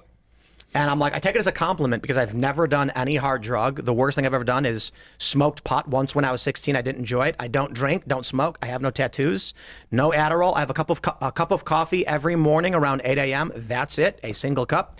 And then I don't drink coffee after 10 a.m. It's just that I get him so high when I'm sitting next to him, he gets all stimulated. Actually, the secret is Ian's got a cattle prod. And when I start getting tired, he just walks in the room and shut the fuck up. No, he says talk more. Go. So it's like I'll record my first segment. I'll be like, Ian, I'm just too tired. I'll go. 16 hours today, Tim. Let's go. Sleep says to keep the tradition going. I'm in the hospital with the, and the wife is pushing baby girl number 3. Ooh. Help! I am now massively outnumbered. Too many babies. There's a lot of babies in the super chats. It's a tradition. People. For some reason, people have decided to make a meme trend where when their wife is giving birth, they go on and chat like, it's now, we're doing it. But we love it because it's cute. amazing. Counter or something. That's very cute. Well, congrats on the baby again. J-Dev says, so according to her, to be right-wing, you are just against the alphabet people. She's literally half an inch deep puddle on politics. I'm sure if you debated me anytime, I'm happily slop you up, okay? Let's see. What is this? J-Dev says, it's funny watching Tim debate against not so erudite. I mean, ChatGPT. Good one. Were you using ChatGPT during the debate? No, for the most part, if I use it at all, it's usually to just like search for resources. I'm mostly on Google looking for like articles and stuff. I like ChatGPT during. I mean, I have no problems with it. Just transparent, yeah. Frankly, if anyone's actually like looked at ChatGPT, I once tried to use it for debate prep to be like debate me on my ideas to see what my opponent would say. It's trash. It's like garbage at debate. Yeah. Badmouth Bandit says, did you see James O'Keefe put a video out undercover as a homeless man on Skid Row, catching petitioners paying homeless people for signatures and paying them to register to vote? Indeed, I did. And guys, like I worked for, do you know what the PERG groups are? The group, it's redundant. It's the public interest research groups. It's a series of nonprofits, and they had me go out and do voter registration. And like literally I walked up to people who were like, I don't know. And it's like, well, just sign up anyway. And they're like, okay, I guess. Like these people don't pay attention. They don't care what's going on in the world. I think that in order to vote, you have to sign up for selective service, men and women alike. Then you get a voter ID card after you do, and then you can vote as you see fit. All right, let's see. LeChef says, there's no mass exodus, just a steady stream of the richest people leaving. That means you're wrong because I'm arguing a term you didn't say. Semantic BS and avoiding context on purpose. Uh-oh. YouTube Super Chats crashed. YouTube always crashes. Really? I swear, like YouTube's been shadow banning the show. Yeah. Like everybody's complaining about it. Weird that there's a super chat bug with YouTube and it hasn't been fixed in 3 years. Is it because most shows don't get 500 super chats in a night? Is that why? No, it's because Andrew, you're nodding, YouTube controls who is seen and who is not. A year ago, YouTube had us on the front page. It's crazy. Like, if you went to Fix YouTube Live, we were the default live show. Someone clicked the button, and then someone else got pissed, and then dropped the hammer on us. You guys got to understand, if you don't fix that bug, you're not going to eclipse the level that we're at. You need to, I don't know what the problem is, but fix it. It's been 3 years. Okay, I'm cool. All right, let's grab some here. What do we got here? Pariah says, Press Cyan here, as is Timcast tradition. At 4:43 a.m. Pacific time on this day, our son Kai was born. Congratulations. Good job, man. That's cute. Congratulations. Way to push yourself out of that. This is a cute tradition. I like this. All right. I know, it's just all over the place. S.A. Federale says, listen, I never heard of this Kyla hottie and left to watch the last YouTube I could find. Jesse Lee Peterson questioning her is the funniest thing you'll ever watch. I'm still laughing and choking. Cheers, fam. That was a very fun interview. He's a funny guy, but it's Yeah. like he's unassumingly funny. We gotta have him on. Does he Yeah. travel? I think he said he wasn't traveling, but we should. Only the truth says the rich are leaving California because of a new proposed tax. Indeed, we saw the Starbucks guy leave, and Starbucks is relocating to Nashville. They're moving a good portion of their headquarters. And right around the time that they announced they're going to be putting an income tax on high-income individuals. I was going to tell you, I had in my, just anecdotal, 9 families from my area in Los Angeles moved to Texas, to the same area in Texas. So there is an exodus. I mean, you could say it's anecdotal or not, but that's 9 families. I mean, we like I said earlier, we were asked by a production company if we'd consider being in New York, and we're like, no, 13.7% or whatever it is, because you've got city, state, and federal combined. I'd be paying like 60%. It's nuts. And for what? What would you get out of it? I don't know, a dude pushing someone onto the subway tracks and like dog crap on the sidewalks. I don't know if this should be our approach. So there's a sweet spot here. There has to be, right? Taxes shouldn't, your question to taxes shouldn't just be, well, what do I get out of it? Because part of the point of taxes is we all get something, right? The reality is like, I'm willing to pay a certain amount of taxes so that if my employees have some sort of nightmare in the future, they can claim an unemployment and like have a life raft, right? There are good things that come out of taxation. Yeah, but I disagree. I think this country would be way better if people were just voting based on self-interest. Wait, that was my argument. I know. I'm glad you caught that. Yeah. That's Bugs Bunny. Sure. So yes, the wealthy people should say, I am going to vote based on what they benefits do. my life. They do. The issue is that And then they leave. Well, they do. It's just that they're always going to be outvoted by like common man interest, right? And so this is why I said there has to be a sweet spot, right? Tax the rich doesn't mean I would never be for like a 90% tax on rich people. I think that's silly. I think it's a bad progressive talking point. But like land value tax, for example, is so much better than property tax. It's genius. How does it work? Okay, so property taxes basically disincentivize you from developing property, right? Because Agreed. if your property gets better, they charge you more despite you contributing to society. Right. Land value says you can develop it as much as you want, but if that piece of land, say you have 40 acres and it's in downtown LA, you're going to pay out your ass because it's high prime land and you have a lot of it. Whereas if you have 40 acres in bumfuck nowhere, you're going to get taxed almost nothing. So you're on it. saying like the government should appropriate people's property? No, it's very much the opposite. It's saying we decide how much value a piece of land is worth based on its location, based on the size of plot, and you get taxed on that instead of on property The value. problem is inflation, because if you double... Let me finish the point. We're not asking a question. So are you familiar with like how property breaks apart and how value taxes are government appropriation? No. I'll just explain it.